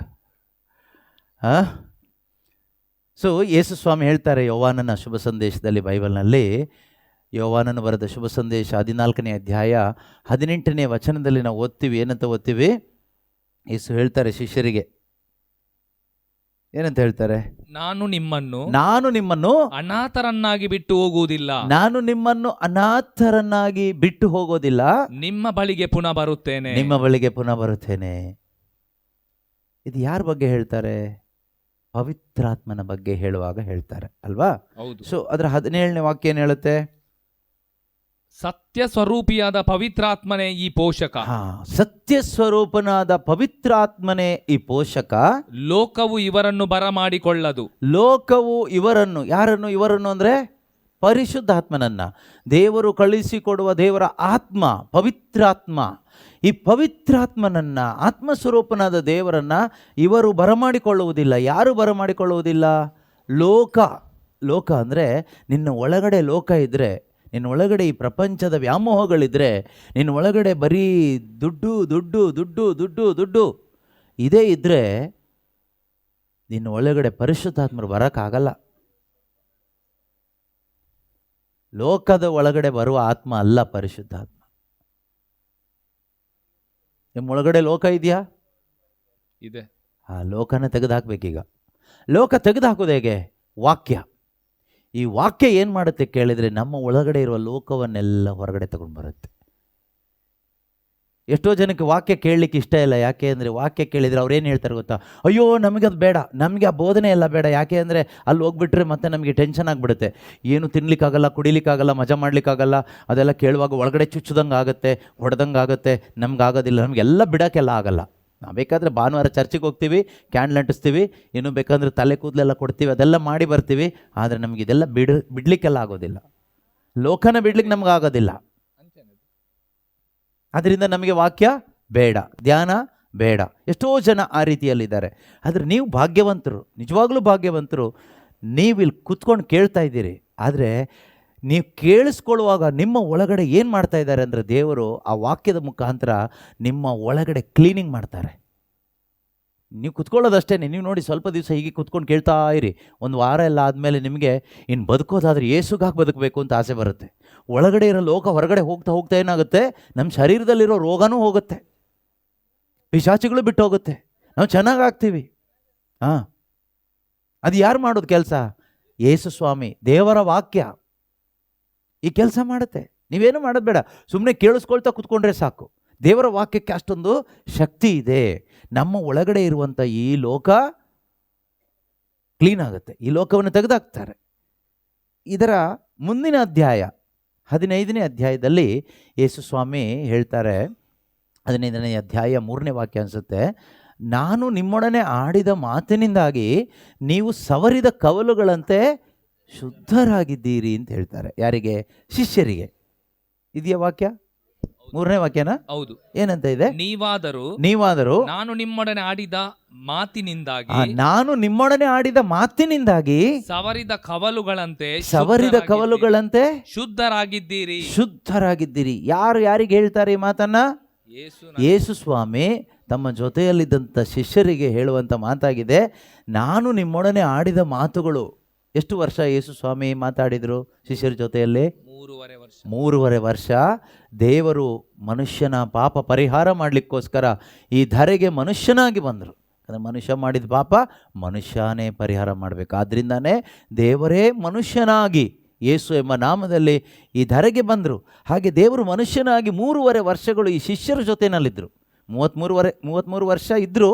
ಆದರೆ ಶಿಷ್ಯರ ಜೊತೆಯಲ್ಲಿ ಎಷ್ಟು ವರ್ಷ ಓಡಾಡಿದರು? 3.5 ವರ್ಷಗಳು ಅವರು ಈ ಶಿಷ್ಯರ ಜೊತೆಯಲ್ಲಿ ಓಡಾಡ್ತಾ ಇದ್ದರು. ಈ 3.5 ವರ್ಷಗಳ ಕಾಲ ಯೇಸು ಕ್ರಿಸ್ತರು ಅವ್ರಿಗೇನು ಹೇಳ್ತಾ ಇದ್ರು ಅಂದರೆ ಸ್ವರ್ಗ ರಾಜ್ಯದ ವಿಷಯ ಹೇಳ್ತಾ ಇದ್ದರು. ಯಾವ ವಿಷಯ? ಇವರಲ್ಲಿ ಹೆಚ್ಚಿನವರು ಬೆಸ್ತರಾಗಿದ್ದರು, ಸುಂಕ ವಸೂಲಿ ಅವರು, ಬಿಸ್ನೆಸ್ ಮ್ಯಾನ್. ಬಿಸ್ನೆಸ್ ಹೇಗೆ ಡೆವಲಪ್ ಮಾಡೋ ವಿಷಯ ಅಲ್ಲ ಹೇಳಿದ್ದೆ ಯೇಸು. ಇವತ್ತು ಧ್ಯಾನದಲ್ಲೆಲ್ಲ ಹೇಳ್ತಾರಲ್ವಾ, ಬಿಸ್ನೆಸ್ ಹೇಗೆ ಇಂಪ್ರೂವ್ ಮಾಡ್ಬೋದು ಅಂತ ಹೇಳ್ಕೊಡ್ತಾರೆ. ಪೈಶಾಚಿಕ ಕೂಟ ಅದು, ಧ್ಯಾನಕೂಟ ಅಲ್ಲ. ಹೆಸರು ಧ್ಯಾನಕೂಟ, ಸೈತಾನನ ಕೂಟ ಅಂತಲೇ ಹೇಳಬೇಕು. ಯಾಕೆಂದರೆ ಯೇಸು ಕ್ರಿಸ್ತರ ಬೋಧನೆ ಈ ಜೊತೆಲಿದ್ದಂಥ ಬಿಸ್ನೆಸ್ ಪೀಪಲ್ಗೆ ಹೇಳಿದ್ದು. ಮೀನು ಬಿಸ್ನೆಸ್ ಮಾಡ್ತಾಯಿದ್ರು, ಸುಂಕ ವಸೂಲಿ ಮಾಡ್ತಾಯಿದ್ರು, ಟ್ಯಾಕ್ಸ್ ಕಲೆಕ್ಷನ್, ಬೇರೆ ಬೇರೆ ಬಿಸ್ನೆಸ್ ಇತ್ತು. ನಿಮ್ಮ ಬಿಸ್ನೆಸ್ ಹೇಗೆ ನನ್ನ ಜೊತೆಗೆ ಸೇರಿಕೊಂಡ್ರೆ ಇಂಪ್ರೂವ್ ಆಗುತ್ತೆ ಅಂತ ಅಲ್ಲ ಹೇಳ್ಕೊಟ್ಟಿದ್ದೆ ಯೇಸು. ಯೇಸು ಹೇಳಿದ್ರು, ನೀವು ನನ್ನ ಜೊತೆ ಸೇರಿಕೊಂಡ್ರೆ ಇರೋ ಬಿಸ್ನೆಸ್ ಹೋಗುತ್ತೆ ನಿಮ್ಮದು ಅಂತ. ಹೋಯ್ತು ಅವ್ರದ್ದು ಬಿಸ್ನೆಸ್ ಅಲ್ಲ, ಎಲ್ಲ ಹೋಯ್ತು, ಪ್ರಾಣನೇ ಹೋಯ್ತು. ಆದರೆ ಇವತ್ತು ಹಾಗಲ್ಲ. ನೀವು ಯೇಸು ಜೊತೆಗೆ ಸೇರಿಕೊಂಡ್ರೆ ನೀವು ಹೇಗೆ ಶ್ರೀಮಂತರಾಗ್ಬೋದು, ಬೇಗ ಶ್ರೀಮಂತರಾಗ್ಬೋದು, ನಿಮ್ಮ ಬಿಸ್ನೆಸ್ ಹೇಗೆ ಡೆವಲಪ್ ಮಾಡ್ಬೋದು. ಎಲ್ಲ ಥರದ್ದು ಲೋಕದ ಚಿಂತೆಗಳು, ಲೋಕದ ಆಸೆಗಳು ಹುಟ್ಟಿಸುವಂಥ ಅನೇಕ ಬೋಧನೆಗಳು, ಆಯಿತಾ. ಆದರೆ ಯೇಸುವಿನ ಬೋಧನೆ ಅದಲ್ಲ, ಲೋಕದ ಆಸೆಯನ್ನು ಕಟ್ ಮಾಡುವಂಥ ಬೋಧನೆಗಳು. ಅದನ್ನು ಯೇಸು ಹೇಳ್ತಾರೆ. 3.5 ವರ್ಷ ಸ್ವರ್ಗ ರಾಜ್ಯದ ಬೋಧನೆಗಳನ್ನು ಈ ಶಿಷ್ಯರಿಗೆ ಯೇಸು ಸ್ವಾಮಿ ಮಾಡ್ತಾರೆ. ಅದನ್ನು ಹೇಳುವಂಥ ಮಾತು ನಾನು ಓದಿ. ನೀವಾದರೂ ನಾನು ನಿಮ್ಮೊಡನೆ ಆಡಿದ ಮಾತಿನಿಂದಾಗಿ ಸವರಿದ ಕವಲುಗಳಂತೆ ಶುದ್ಧರಾಗಿದ್ದೀರಿ. Praise the Lord. ಯೇಸು ಸ್ವಾಮಿ ಏನು ಹೇಳ್ತಾ ಇದ್ದಾರೆ ಶಿಷ್ಯರಿಗೆ? ನಾನು ನಿಮ್ಮೊಡನೆ ಆಡಿದ ಮಾತಿನಿಂದಾಗಿ ನೀವೀಗ ಏನಾಗಿದ್ದೀರಿ? ಶುದ್ಧರಾಗಿದ್ದೀರಿ. ಎಷ್ಟು ವರ್ಷ ರಿಟ್ರೀಟ್ ಅವರಿಗೆ? 3.5 ವರ್ಷ ರಿಟ್ರೀಟ್. ಸಬ್ಜೆಕ್ಟ್ ಏನು? ಸಬ್ಜೆಕ್ಟ್ ಏನು? ಸ್ವರ್ಗ ಸಾಮ್ರಾಜ್ಯ.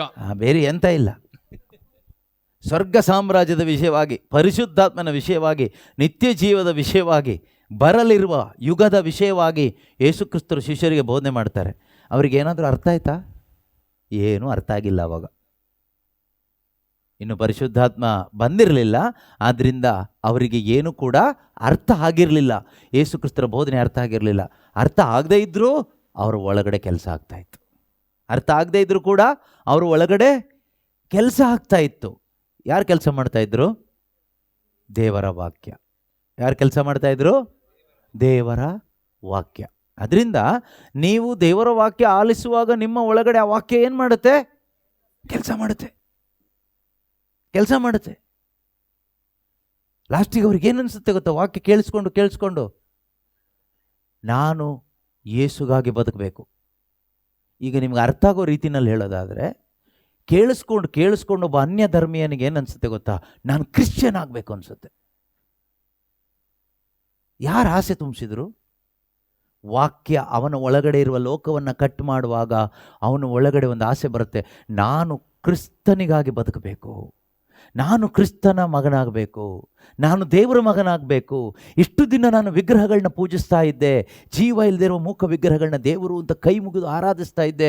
ಈಗ ನನಗೆ ದೇವರು ಯಾರು ಅಂತ ಗೊತ್ತಾಗ್ತಾ ಇದೆ, ದೇವರು ನನ್ನ ಅಪ್ಪ ಅಂತ ಗೊತ್ತಾಗ್ತಾ ಇದೆ, ಅವರು ಆತ್ಮಸ್ವರೂಪಿ ಅಂತ ಗೊತ್ತಾಗ್ತಾ ಇದೆ, ಅವರು ಜೀವ ಇರುವವರು ಅಂತ ಗೊತ್ತಾಗ್ತಾ ಇದೆ. ಆ ದೇವರ ಮಗ ನಾನು ಆಗಬೇಕು, ಆದ್ದರಿಂದ ನನಗೆ ದೀಕ್ಷೆ ಬೇಕು ಅಂತ ಎಷ್ಟೋ ಜನ ಬರ್ತಾರೆ. ಆದರೆ ಜನ ಅದನ್ನು ತಪ್ಪಾಗಿ ತಿಳ್ಕೊಂಡು ಕನ್ವರ್ಷನ್ ಅದು ಇದು ಅಂತ ಹೇಳ್ತಾರೆ. ಯಾಕೆಂದರೆ ಅವರಿಗೆ ಅದು ಅರ್ಥ ಆಗ್ತಾ ಇಲ್ಲ.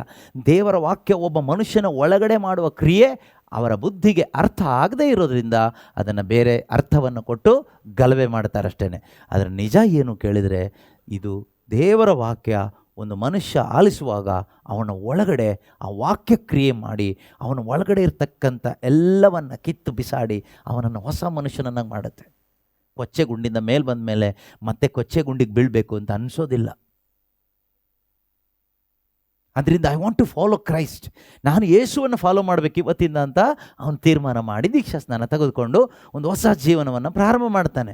ಅವನನ್ನು ಯಾರೂ ಏನೂ ಮಾಡಿದ್ದಲ್ಲ, ಇದು ದೇವರ ವಾಕ್ಯ ಮಾಡುವಂಥ ಕಾರ್ಯ. ಅದು ನಮ್ಮೆಲ್ಲರ ಜೀವನದಲ್ಲೂ ದೇವರ ವಾಕ್ಯ ಮಾಡುತ್ತೆ. ವಾಕ್ಯವನ್ನು ಆಲಿಸುವಾಗ ವಾಕ್ಯ ನಮ್ಮನ್ನು ಕ್ಲೀನ್ ಮಾಡುತ್ತೆ. ಅದನ್ನೇ ಯೇಸು ಹೇಳಿದ್ದು, ನಾನು ನಿಮ್ಮೊಡನೆ ಆಡಿದ ಮಾತುಗಳು ನಿಮ್ಮನ್ನು ಏನು ಮಾಡುತ್ತೆ? ಸವರುತ್ತೆ, ಕ್ಲೀನ್ ಮಾಡುತ್ತೆ, ಶುದ್ಧ ಮಾಡುತ್ತೆ. ದೇವರ ವಾಕ್ಯ ಒಂದು ಶುದ್ಧ ನೀರಿನ ಹಾಗೆ, ದೇವರ ವಾಕ್ಯ ಶುದ್ಧ ಜಲದ ಹಾಗೆ. ಒಂದು ಇಲ್ಲಿ ಗಲೀಜಿದೆ ಅಂತ ಇಟ್ಕೊಳ್ಳಿ, ಇಲ್ಲಿ ಏನಾದರೂ ಗಲೀಜಾದರೆ ನಾವೇನು ಮಾಡ್ತೀವಿ? ಒಳ್ಳೆ ನೀರನ್ನು ಹಾಕ್ತೀವ, ಕೆಟ್ಟ ನೀರನ್ನು ಹಾಕ್ತೀವ?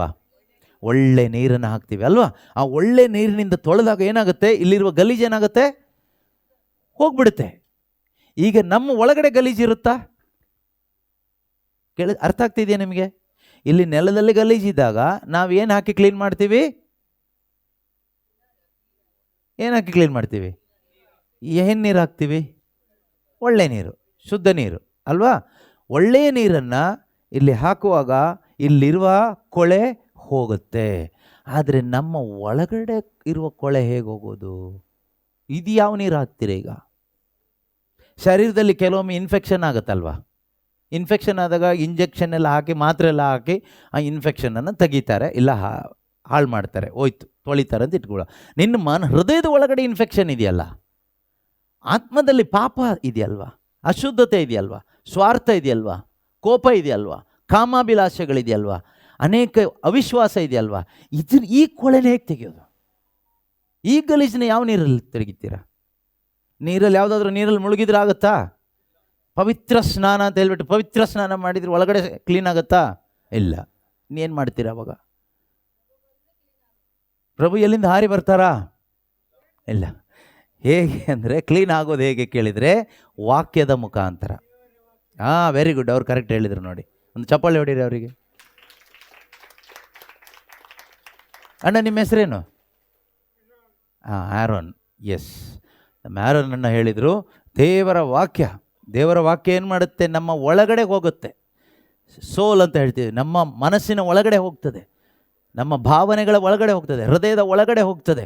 ಒಳಗಡೆ ಹೋಗಿ ಒಳಗಡೆ ಇರುವ ಗಲೀಜನ್ನೆಲ್ಲ ಏನು ಮಾಡುತ್ತದೋ? ಕ್ಲೀನ್ ಮಾಡುತ್ತೆ. ಕ್ಲೀನ್ ಇರೋ ಜಾಗದಲ್ಲೇ ದೇವರು ಬರೋದಾಯ್ತಾ? ನೀವು ಮನೆಯೆಲ್ಲ ಕಟ್ಟಿ ದೊಡ್ಡ ಆಲ್ಟ್ರೆಲ್ಲ ಹಾಕಿದ ತಕ್ಷಣ ದೇವ್ರು ಬರೋಲ್ಲ, ದೆವ್ವ ಬರ್ಬೋದು. ದೇವರು ಬರಬೇಕಂದ್ರೆ ಇಲ್ಲಿ ಆಲ್ಟ್ರ್ ಸರಿಯಾಗಬೇಕು. ಇಲ್ಲಿ ಅಳ್ತಾರ ಅಂತ ಏನಂತ ಹೇಳ್ತೀರಿ ಕೊಂಕಣಿಯಲ್ಲಿ? ಮಲಯಾಳಮಲ್ಲಿ ಅಳ್ತಾರ ಅಂತಾರೆ, ಕೊಂಕಣಿಯಲ್ಲಿ ಅಳ್ತಾರು, ಪರವಾಗಿಲ್ಲ.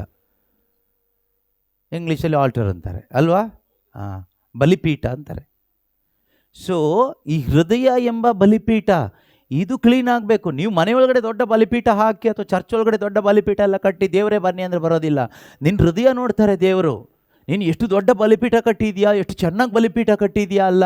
ಅದು ಲೋಕದ ಜನರಿಗೆ ನೋಡ್ಲಿಕ್ಕೆ ಚೆನ್ನಾಗಿರ್ಬೋದು, ಆದರೆ ದೇವರು ನೋಡೋದು ನಿನ್ನ ಹೃದಯದ ಬಲಿಪೀಠ. ಹೃದಯದ ಬಲಿಪೀಠ. ನಾವೆಷ್ಟೋ ಚರ್ಚ್ಗಳಲ್ಲಿ ನೋಡ್ತೀವಿ, ಬಲಿಪೀಠ ನೋಡುವಾಗ ತುಂಬ ಖುಷಿ ಆಗುತ್ತೆ. ಎಷ್ಟು ಚೆಂದ ಇದೆ ಆಲ್ಟರ್, ಬ್ಯೂಟಿಫುಲ್ ಅಂತ ಹೇಳ್ತೀವಿ. ಆ ಸೌಂದರ್ಯ ನೋಡಿ ನಾವು ಅಂದ್ಕೊಳ್ತೀವಿ ದೇವರು ಈ ಬಲಿಪೀಠದ ಮೇಲೆ ಗ್ಯಾರಂಟಿ ಬರ್ತಾರೆ ಅಂತ. ಅದು ಫೂಲಿಶ್ನೆಸ್ ಆಗುತ್ತೆ. ದೇವರು ಬರುವುದು ಈ ಬಲಿಪೀಠದ ಮೇಲೆ. ಈ ಬಲಿಪೀಠದ ಮೇಲೆ ದೇವರು ಬಂದರೆ ಎಲ್ಲ ಕಡೆಗೂ ಅವರ ಸಾನ್ನಿಧ್ಯ ಇರುತ್ತೆ. ಆದರೆ ಇಲ್ಲಿ ಸರಿ ಇಲ್ಲದೆ ನೀನು ಹೊರಗಡೆ ಬಲಿಪೀಠ ಎಷ್ಟೇ ಚೆನ್ನಾಗಿ ಮಾಡಿನೂ ಪ್ರಯೋಜನ ಇಲ್ಲ. ಇದು ಸರಿ ಇದ್ದರೆ ದೇವರ ಸಾನ್ನಿಧ್ಯ ಇರುತ್ತೆ ಎಲ್ಲ ಕಡೆಗೂ. ಈಗ ಈ ಹೃದಯದ ಎಂಬ ಬಲಿಪೀಠ ಆಲ್ಟರ್, ಇದನ್ನು ಶುದ್ಧ ಮಾಡಬೇಕಾದ್ರೆ ಶುದ್ಧವಾದ ಜಲ, ಆತ್ಮಿಕ ಜಲ ದೇವರ ವಾಕ್ಯ. ಆ ದೇವರ ವಾಕ್ಯ ಯೇಸುಸ್ವಾಮಿ ಶಿಷ್ಯರಿಗೆ ಎಷ್ಟು ವರ್ಷ ಬೋಧಿಸ್ತಾರೆ? 3.5 ವರ್ಷಗಳು ಯೇಸುಸ್ವಾಮಿ ಶಿಷ್ಯರಿಗೆ ದೇವರ ವಾಕ್ಯವನ್ನು ಬೋಧಿಸ್ತಾರೆ. ನಿಮಗೆ ಇಲ್ಲಿ ಬರುವಾಗಲೆಲ್ಲ ದೇವರ ವಾಕ್ಯದ ಬೋಧನೆ ಸಿಗ್ತಾ ಇದೆ ಅಲ್ವಾ? ಅದರಿಂದ ಏನಾಗ್ತಾ ಇದೆ? ಕ್ಲೀನ್ ಆಗ್ತಾ ಇದೆ. ಏನು ಕ್ಲೀನ್ ಆಗ್ತಾ ಇದೆ? ಹೃದಯ, ಮನಸ್ಸು, ಆಲೋಚನೆ ಕ್ಲೀನ್ ಆಗ್ತಾ ಇದೆ. ಇದು ಕ್ಲೀನಾಗಿ ಲಾಸ್ಟಿಗೆ ಏನಾಗುತ್ತೆ ಗೊತ್ತಾ? ಪೂರ್ತಿ ಕ್ಲೀನಾಗಿ ದೇವರಿಗೆ ಕಾಣಿಸುವಾಗ ದೇವರು ಯೋಚನೆ ಮಾಡ್ತಾರೆ, ನಾನು ಇನ್ನು ಮುಂದೆ ಈ ಕ್ಲೀನ್ ಜಾಗದಲ್ಲಿ ಹೋಗಿ ಕುಳಿತುಕೊಳ್ತೀನಿ ಅಂತ ಹೇಳ್ಬಿಟ್ಟು ಪವಿತ್ರಾತ್ಮರು ಆ ಹೃದಯದೊಳಗಡೆ ಬರ್ತಾರೆ. ನಿಮ್ಮ ಹೃದಯದ ಒಳಗಡೆ ಬಂದು ಕುಳಿತುಕೊಳ್ತಾರೆ. ಅದರಿಂದಾನೇ ವಾಕ್ಯ ಕೇಳಿಸ್ಕೊಳ್ತಾ ಕೆಲವ್ರ ಮೇಲೆ ಪರಿಶುದ್ಧಾತ್ಮರು ಬರೋದು, ಕೆಲವರು ಒಳಗಡೆ ಪವಿತ್ರಾತ್ಮರು ಬರ್ತಾರೆ. ಹೇಗೆ ಬರ್ತಾರೆ? ಕೈ ಇಟ್ಟಿದ್ದರಿಂದ ಬರೋದಲ್ಲ. ದೇವರ ವಾಕ್ಯ ನೀವು ಸ್ವೀಕಾರ ಮಾಡಿ ಆ ವಾಕ್ಯ ನಮ್ಮನ್ನು ಕ್ಲೀನ್ ಮಾಡಿ ಹಾಕುವಾಗ ದೇವರು ನೋಡ್ತಾರೆ, ಓ ಇವನ ಹೃದಯ ಕ್ಲೀನ್ ಆಗಿದೆ, ಇನ್ನು ಮುಂದೆ ನಾನು ಇಲ್ಲಿ ಹೋಗಿ ವಾಸ ಮಾಡ್ತೀನಿ ಅಂತ ಬರ್ತಾರೆ. ಅದನ್ನು ಯೇಸು ಸ್ವಾಮಿ 15ನೇ ಅಧ್ಯಾಯದಲ್ಲಿ ಹೇಳ್ತಾರೆ. ಓಕೆ, ವಾಕ್ಯದಿಂದ ನಿಮ್ಮನ್ನು ನಾನು ಸವರಿದ್ದೇನೆ, ಕ್ಲೀನ್ ಮಾಡಿದ್ದೇನೆ ಅಂತ. ಅದಾದಮೇಲೆ 14ನೇ ಅಧ್ಯಾಯ ನಾವು ಓದ್ತಾ ಇದ್ವಿ ಅಲ್ವಾ? ಅದರಲ್ಲಿ 17ನೇ ವಾಕ್ಯ ಓದಿ, ಈಗ ಅರ್ಥ ಆಗ್ಬೋದು. ಲೋಕವು ಸತ್ಯ ಸ್ವರೂಪಿಯಾದ ಪವಿತ್ರಾತ್ಮನೇ ಈ ಪೋಷಕ. ನೋಡಿ, ಪವಿತ್ರಾತ್ಮ ಇಲ್ಲದೆ ಬದುಕೋರು ಅನಾಥರಾಗ್ತಾರೆ. ಆಯ್ತಾ? ಪವಿತ್ರಾತ್ಮ ಇಲ್ಲದೆ ಇರೋರೇ ಅನಾಥರು.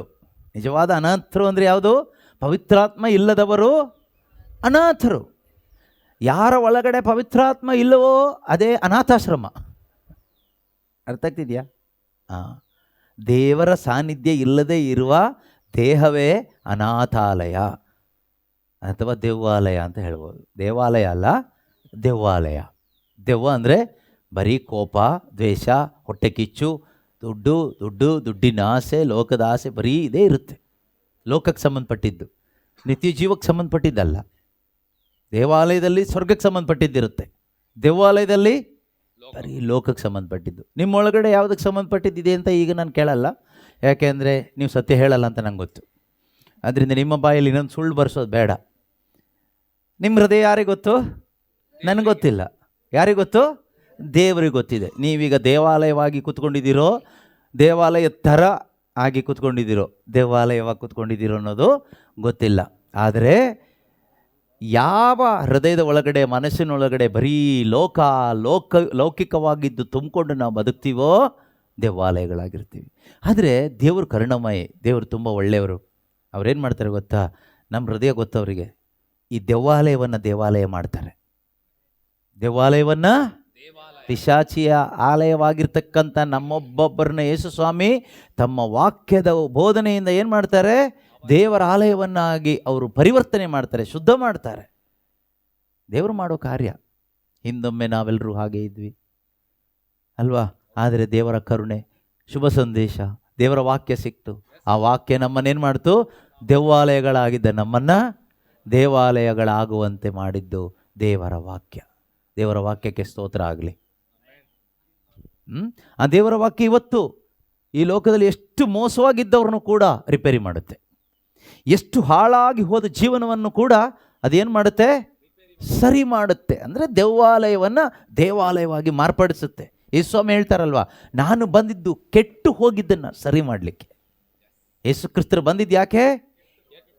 ಸರಿ ಇರೋದನ್ನು ಸರಿ ಮಾಡಲಿಕ್ಕಲ್ಲ, ಕೆಟ್ಟು ಹೋಗಿದೆ ಸರಿ ಮಾಡಲಿಕ್ಕೆ ನಾನು ಬಂದಿದ್ದೀನಿ. ನಿಮ್ಮ ಜೀವನದಲ್ಲಿ ನಿಮ್ಗೆ ಅನಿಸಿದರೆ ನನ್ನ ಜೀವನ ಕೆಟ್ಟು ಹೋಗಿದೆ, ನಾನು ಯಾರಿಗೂ ಬೇಡ, ನನ್ನ ಜೀವನ ಹೊಲಸು ಜೀವನ. ಕೆಲವ್ರ ಹತ್ರ ಮಾತಾಡುವಾಗ ಅವ್ರು ಹೇಳ್ತಾರೆ, ಅವರ ಒಂದು ದೀನ ಹೃದಯದಿಂದ ಹೇಳ್ತಾರೆ, ಬ್ರದರ್ ನಾನು ಎಷ್ಟು ಕೆಟ್ಟವನು ಅಂತ ನಿಮಗೆ ಗೊತ್ತಿಲ್ಲ, ನಾನು ಎಂಥ ಕೆಟ್ಟವಳು ಅಂತ ನಿಮಗೆ ಗೊತ್ತಿಲ್ಲ ಅಂತ ಹೇಳ್ತಾರೆ. ನಿಜವಾಗ್ಲೂ ನಂಗೆ ಗೊತ್ತಿಲ್ಲ, ಆದರೆ ಅವ್ರು ಹೇಳ್ತಾರೆ. ಆದರೆ ಆ ಕೆಟ್ಟು ಹೋದವರನ್ನ, ನಾನೆಂಥ ಕೆಟ್ಟವನು ನಿನಗೆ ಗೊತ್ತಿಲ್ಲ, ನಾನು ಎಷ್ಟು ಕೆಟ್ಟವನು ಗೊತ್ತಾ ನಿನಗೆ ಗೊತ್ತಿಲ್ಲ. ಆದರೆ ಯೇಸು ನಿನ್ನನ್ನೇ ಹುಡ್ಕೊಂಡು ಬಂದಿದ್ದು ಕೆಟ್ಟು ಹೋಗಿದ್ದನ್ನು ಸರಿಪಡಿಸಲಿಕ್ಕೆ, ಹಾಳಾಗಿ ಹೋಗಿದ್ದನ್ನು ಸರಿ ಮಾಡಲಿಕ್ಕೆ ಯೇಸು ಕ್ರಿಸ್ತರು ಬಂದಿದ್ದು. ಈ ಕೆಟ್ಟು ಹೋಗಿದ್ದನ್ನು ಸರಿ ಮಾಡಲಿಕ್ಕೆ ದೇವರ ವಾಕ್ಯಕ್ಕೆ ಶಕ್ತಿ ಇದೆ. ಎಷ್ಟೋ ಜನ ಕುಡುಕುತನ, ವ್ಯಭಿಚಾರ, ಅನೈತಿಕತೆ, ವಿಗ್ರಹಾರಾಧನೆ, ರೌಡಿಸಮ್, ಡ್ರಗ್ಸ್ ಇಂಥದಕ್ಕೆಲ್ಲ ಅಡಿಕ್ಟ್ ಆಗಿ ಬದುಕ್ತಾ ಇದ್ದು ಜೀವನ ಕೆಟ್ಟು ಹೋದ ಎಷ್ಟೋ ಜನರ ಜೀವನ ಇವತ್ತು ಪರಿಶುದ್ಧವಾಗಿದೆ, ಪಾವನವಾಗಿದೆ. ಯಾರು ಸರಿ ಮಾಡಿದ್ರು? ಅವ್ರನ್ನ ಹೇಗೆ ಸರಿ ಮಾಡಿದರು? ಮನುಷ್ಯನಿಗಾಗಲಿಲ್ಲ ಸರಿ ಮಾಡಲಿಕ್ಕೆ, ಡಿ ಅಡಿಕ್ಷನ್ ಸೆಂಟರ್ಗಳಿಗಾಗಲಿಲ್ಲ ಸರಿ ಮಾಡಲಿಕ್ಕೆ, ಜನ್ಮ ಕೊಟ್ಟ ತಂದೆ ತಾಯಿಗಳಿಗೆ ಅವ್ರನ್ನ ಸರಿ ಮಾಡಲಿಕ್ಕೆ ಆಗಿಲ್ಲ. ಆದರೆ ಯಾರು ಸರಿ ಮಾಡಿದರು ಕೇಳಿದರೆ ದೇವರ ವಾಕ್ಯ, ಯೇಸು ಸ್ವಾಮಿ. ಕೆಟ್ಟು ಹೋಗಿದ್ದನ್ನು ಸರಿ ಮಾಡಲಿಕ್ಕೆ ಯೇಸು ಬಂದಿದ್ದು. ಆ ಯೇಸು ಇವತ್ತು ವಾಕ್ಯದ ಮುಖಾಂತರವಾಗಿ ಮಾತಾಡ್ತಾ ಇದ್ದಾರೆ, ಜೀವಂತವಾಗಿದ್ದಾರೆ. ಒಂದು ವೇಳೆ ನಮ್ಮದೇನಾದರೂ ಕೆಟ್ಟದ್ದಿದ್ರೆ ಒಳಗಡೆ ಸರಿ ಆಗುತ್ತೆ. ಯಾರು ಸರಿ ಮಾಡ್ತಾರೆ? ದೇವರ ವಾಕ್ಯ ಸರಿ ಮಾಡ್ತಾರೆ. ಸ್ವರ್ಗ ರಾಜ್ಯದ ಸಂದೇಶದ ಮುಖಾಂತರವಾಗಿ ಅವರು ಕೆಟ್ಟು ಹೋದ ನಮ್ಮ ಹೃದಯವನ್ನು, ಮನಸ್ಸುಗಳನ್ನು, ಬುದ್ಧಿಗಳನ್ನು ಅವರು ರಿಪೇರಿ ಮಾಡ್ತಾರೆ. ಅಷ್ಟೊಂದು ಶಕ್ತಿ ದೇವರ ವಾಕ್ಯಕ್ಕೆ ಇದೆ. ಓಕೆ, ಲೋಕವು ಇವರನ್ನು ಬರಮಾಡಿಕೊಳ್ಳುವುದಿಲ್ಲ. ಮುಂದೆ ಏಕೆಂದರೆ ಲೋಕ ಇವರನ್ನು ಕಾಣುವುದು ಇಲ್ಲ, ಅರಿತುಕೊಳ್ಳುವುದೂ ಇಲ್ಲ. ನೋಡಿ, ಒಂದು ಲೋಕ ಇವರನ್ನ ಬರಮಾಡಿಕೊಳ್ಳೋದಿಲ್ಲ, ಕಾಣುವುದಿಲ್ಲ, ಅರಿತುಕೊಳ್ಳುವುದೂ ಇಲ್ಲ. ಯಾರ ಬಗ್ಗೆ ಹೇಳ್ತಾ ಇರೋದು? ಪವಿತ್ರಾತ್ಮ, ಹೋಲಿ ಸ್ಪಿರಿಟ್, ದೇವರು. ನೋಡಿ, ಯೇಸು ಸ್ವಾಮಿ ಸರ್ವಶಕ್ತನಾದ ದೇವರು ಈ ಭೂಮಿಗೆ ಮನುಷ್ಯನಾಗಿ ಬಂದಾಗ ಎಷ್ಟೋ ದೇವಜನರು, ಅಂದರೆ ಯಹೂದ್ಯ ಜನರು, ಇಸ್ರಾಯೇಲ್ ಜನರು ಅವ್ರನ್ನ ದೇವರಾಗಿ ಸ್ವೀಕಾರ ಮಾಡಲಿಕ್ಕಾಗಿಲ್ಲ. ಅವ್ರು ಯಾರು ಅಂತ ಅರ್ಥ ಆಗಿಲ್ಲ. ಯೇಸು ಯಾರು ಅಂತ ಅವ್ರಿಗೆ ಅರ್ಥ ಆಗಿಲ್ಲ. ಅವರು ದೊಡ್ಡಕ್ಕೆ ದೇವರು, ದೇವಾಲಯ, ಪ್ರಾರ್ಥನೆ ಅಂತೆಲ್ಲ ಇದ್ದರು. ಸಬ್ಬತ್ ದಿನ, ಭಾನುವಾರ ದಿನ, ವಿಶ್ರಾಂತಿ ದಿನ, ದೇವ್ರದ್ದು ಹಬ್ಬ, ಆ ಹಬ್ಬ, ಈ ಹಬ್ಬ, ಎಲ್ಲ ಹಬ್ಬಗಳನ್ನೂ ಮಾಡಿದರು. ಅದೇ ದೇವರು ಈ ಭೂಮಿಗೆ ಮನುಷ್ಯನಾಗಿ ಬಂದು ಅವ್ರ ಮಧ್ಯದಲ್ಲಿ ನಿಂತ್ಕೊಂಡಿದ್ದಾರೆ. ಅವ್ರಿಗೆ ಅರ್ಥನೇ ಆಗ್ತಾ ಇಲ್ಲ, ಅವ್ರ ಕಣ್ಣಿಗೆ ಕಾಣ್ತಾನೇ ಇಲ್ಲ. ಅಷ್ಟು ಕುರುಡುತನದಲ್ಲಿ ಆ ಜನ ಇದ್ದಾರೆ. ಕಾರಣ ಅವರ ಒಳಗಡೆ ಲೋಕ ಇತ್ತು. ಲೋಕ ಯಾವ ಲೋಕ? ರಿಲಿಜಿಯಸ್ ವರ್ಲ್ಡ್, ಧಾರ್ಮಿಕ ಲೋಕ. ಯಾವ ಲೋಕ? ಧಾರ್ಮಿಕ ಲೋಕ. ಮತಾಂಧತೆ ಅಂತ ಹೇಳ್ತೀವಲ್ವಾ, ಮತಾಂಧರು ಅಂತ ಹೇಳ್ತಾರೆ. ಅವರಿಗೆ ಅವರ ಜಾತಿ, ಧರ್ಮ ಇದು ಮುಖ್ಯ. ಜಾತಿ, ಧರ್ಮ, ಭಾಷೆ, ಕುಲ, ಗೋತ್ರ ಅಂತ ಎಷ್ಟೋ ಜನ ಇದ್ದಾರೆ. ಆಸ್ಪತ್ರೆಗೆ ಹೋದಾಗ ಅದು ಯಾವುದೂ ಕೇಳೋದಿಲ್ಲ. ಕಿಡ್ನಿ ಫೇಲ್ ಆಗಿ ಹೋದರೆ ಟ್ರೀಟ್ಮೆಂಟ್ ಮಾಡೋ ಡಾಕ್ಟ್ರ್ ಯಾರು, ಯಾವ ಜಾತಿ, ಯಾವ ಕುಲ ಅಂತ ಯಾರೂ ಕೇಳೋದಿಲ್ಲ. ಬ್ಲಡ್ ಬೇಕು ಅಂತ ಹೇಳಿದಾಗ ಬ್ಲಡ್ ಯಾರ್ದು ಅಂತ ಯಾರೂ ಕೇಳೋದಿಲ್ಲ. ಎಲ್ಲ ಚೆನ್ನಾಗಿ ರಿಪೇರಿಯಾಗಿ ಹೊರಗಡೆ ಬಂದ ಮೇಲೆ ಈ ಜಾತಿ ಹೆಸರಲ್ಲಿ ಗಲಾಟೆ ಮಾಡೋದು. ಜಾತಿ, ಕುಲ, ಗೋತ್ರ, ಭಾಷೆ, ಕುಸ್ತಿ ಆಡೋದು. ಒಂದು ರೀತಿ ನಾಯಿಗಳ ಥರ. ಮತ್ತು ಕ್ರಿಶ್ಚಿಯನ್ಸ್ ಹೆಸರಿಗೆ ಮಾತ್ರ, ನಾನು ಕ್ರಿಶ್ಚಿಯನ್ಸ್ ಬಗ್ಗೆ ಹೇಳ್ತಾ ಇರೋದು, ಒಟ್ಟು ಕ್ರಿಶ್ಚಿಯನ್ಸ್ ಬಗ್ಗೆ. ಪ್ರೀತಿಯ ಸಹೋದರ ಸಹೋದರಿಯರೇ, ಇದು ಧಾರ್ಮಿಕ ಪ್ರಪಂಚ ಮನುಷ್ಯನ ಒಳಗಡೆ ಇದೆ. ಈ ಯಹೂದ್ಯರ ಒಳಗಡೆ ಈ ಧಾರ್ಮಿಕ ಪ್ರಪಂಚ, ಇದು ರಿಲಿಜಿಯಸ್ ವರ್ಲ್ಡ್ ಅವ್ರ ಒಳಗಡೆ ಇತ್ತು. ಆದ್ದರಿಂದ ಸರ್ವಶಕ್ತನಾದ ದೇವರು, ಸೃಷ್ಟಿಕರ್ತನಾದ ದೇವರು ಮನುಷ್ಯನಾಗಿ ಅವತರಿಸಿ ಅವರ ಮುಂದೆ ಅವ್ರನ್ನ ರಕ್ಷಿಸಲಿಕ್ಕೋಸ್ಕರ ಬಂದರೂ ಕೂಡ ಅವ್ರನ್ನ ದೂರ ತಳ್ಳಿದ್ರು. ಗೋ ಅವೇ, ಹೊರಗೆ ಹೋಗು ನೀನು ಅಂತ ಅವ್ರನ್ನ ಬಹಿಷ್ಕಾರ ಮಾಡಿದರು, ಅವ್ರನ್ನ ತಿರಸ್ಕಾರ ಮಾಡಿದರು. ಅವ್ರ ಮೇಲೆ ಕಲ್ಲು ಹಾಕಿ ಸಾಯಿಸಲಿಕ್ಕೆ ಪ್ರಯತ್ನ ಪಟ್ಟರು. ಅವ್ರನ್ನ ಬೆಟ್ಟದ ಮೇಲಿಂದ ತಳ್ಳಿ ಸಾಯಿಸಲಿಕ್ಕೆ ಪ್ರಯತ್ನ ಪಟ್ಟರು. ಲಾಸ್ಟಿಗೆ ಅವರ ಪ್ರಯತ್ನಕ್ಕೆ ಜಯ ಸಿಕ್ತು ಶಿಲುಬೆ ಮೇಲೆ. ಅದು ದೇವರ ಇಚ್ಛೆ ಆಗಿತ್ತು, ಅವ್ರಿಗೆ ಅರ್ಥ ಆಗಿಲ್ಲ. ಯೇಸು ಬಂದಾಗ ಇದೇ ಆಯಿತು. ಇವತ್ತು ಅದೇ ನಡೀತಾ ಇದೆ. ಎಷ್ಟು ಕಡೆಗಳಲ್ಲಿ ಏನು ಬೇಡ? ಶುಭ ಸಂದೇಶ ಬೇಡ, ದೇವರ ವಾಕ್ಯ ಬೇಡ. ಏನು ಬೇಡ? ಆ ಲೆಕ್ಕದಲ್ಲಿ ನೀವು ಭಾಗ್ಯವಂತರು. ನಿಮಗೆ ವಾರ ವಾರ ದೇವರ ವಾಕ್ಯ ಬೇಕು ಅಂತ ನೀವು ಆಸೆ ಪಟ್ಟು ಬರಮಾಡ್ಕೊಳ್ತಾ ಇದ್ದೀರಿ ಯೇಸುವನ್ನು. ನಿಮಗೆ ಸ್ವರ್ಗ ಗ್ಯಾರಂಟಿ ಆಯಿತಾ? ಯಾಕೆ ಗ್ಯಾರಂಟಿ ಅಂದರೆ ನೀವು ಯೇಸುವನ್ನು ಬರಮಾಡ್ಕೊಳ್ತಾ ಇದ್ದೀರಿ. ನಮಗೆ ವಾಕ್ಯ ಬೇಕು, ನಮಗೆ ವಾಕ್ಯ ಬೇಕು. ನಿಮಗೆ ಇಲ್ಲಿ ಯಾರಾದರೂ ಪ್ರತಿ ವಾರ ಬಂದು ದುಡ್ಡು ಕೊಡ್ತಾರೆ ಅಂದರೆ ನೀವು ತಗೊಳ್ಬೋದು. ಆದರೆ ವಾಕ್ಯ ಕೊಡ್ತಾರೆ ಅಂದರೆ ನಿಮಗೇನು ಲಾಭ ಅಲ್ವಾ?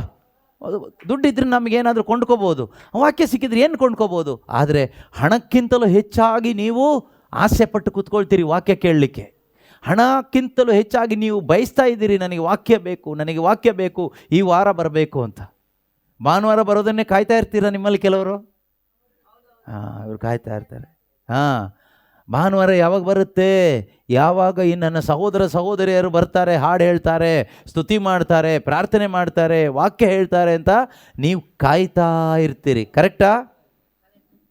ಆದ್ದರಿಂದ ನೀವು ಭಾಗ್ಯವಂತರು. ಎಷ್ಟೋ ಜನಕ್ಕೆ ನಾವು ಈ ಕ್ರೈಸ್ತ ಕುಟುಂಬಗಳಿಗೆ ವಾಕ್ಯ ಕೊಡಲಿಕ್ಕೆ ಅಂತ ಹೋಗುವಾಗ ಟೈಮ್ ಇಲ್ಲ ಅಂತಾರೆ. ಬ್ಯುಸಿ, ಟೈಮ್ ಇಲ್ಲ, ಮದುವೆ ಇದೆ, ಅದಿದೆ, ಇದಿದೆ. ನಿನ್ನೆ ಒಂದು ಮನೆಗೆ ಹೋದಾಗ ಅವ್ರು ಹೇಳಿದರು, ಬೇಕಾದಷ್ಟು ಆಸ್ತಿ ಪಾಸ್ತಿ ಎಲ್ಲ ಇದೆ, ಮನೆಗೆ ವಾಕ್ಯ ಕೊಡಲಿಕ್ಕೆ ಅಂತ ಅವರೇ ಹೇಳಿದ್ದು.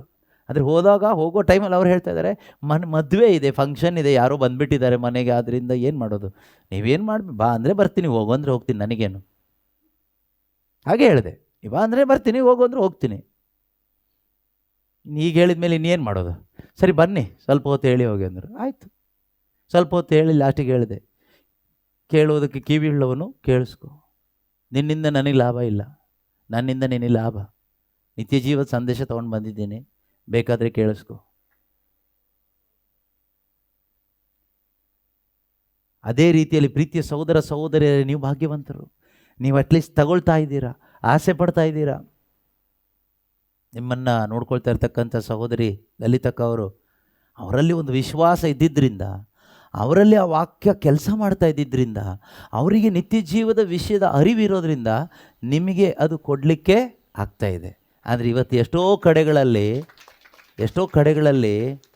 ಲೀಡರ್ಸ್ಗಳಾಗಿರ್ತಾರೆ, ದೇವರ ಸೇವಕರುಗಳು ಅಂತ ಬೋರ್ಡ್ ಹಾಕ್ಕೊಂಡಿರ್ತಾರೆ, ದೇವರಿಂದ ಅಭಿಷೇಕ ಪಡೆದ ಅಭಿಷಿಕ್ತರು ಅಂತಲೂ ಬೋರ್ಡ್ ಹಾಕ್ಕೊಂಡಿರ್ತಾರೆ.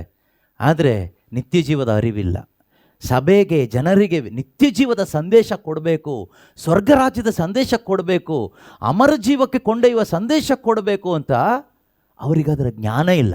ಅವರಿಗೆ ಅವರ ಸಂಪ್ರದಾಯಗಳು ಮುಖ್ಯ, ಅವರಿಗೆ ಅವರ ಪ್ರಾರ್ಥನೆಗಳು ಮುಖ್ಯ, ಅವರಿಗೆ ಅವರದೇ ಆದ ಕರ್ಮಗಳು ಮುಖ್ಯ. ಜಡ ಕರ್ಮಗಳು ಎಷ್ಟೋ ನಡೀತಾ ಇದೆ ಪ್ರಪಂಚದಲ್ಲಿ. ಎಲ್ಲ ಕ್ರೈಸ್ತ ಸಭೆಗಳಲ್ಲೂ ಇದೆ, ಎಲ್ಲ ಸಭೆಗಳಲ್ಲೂ ಅವರದೇ ಆದ ರೀತಿಯ ಕಾರ್ಯಗಳು.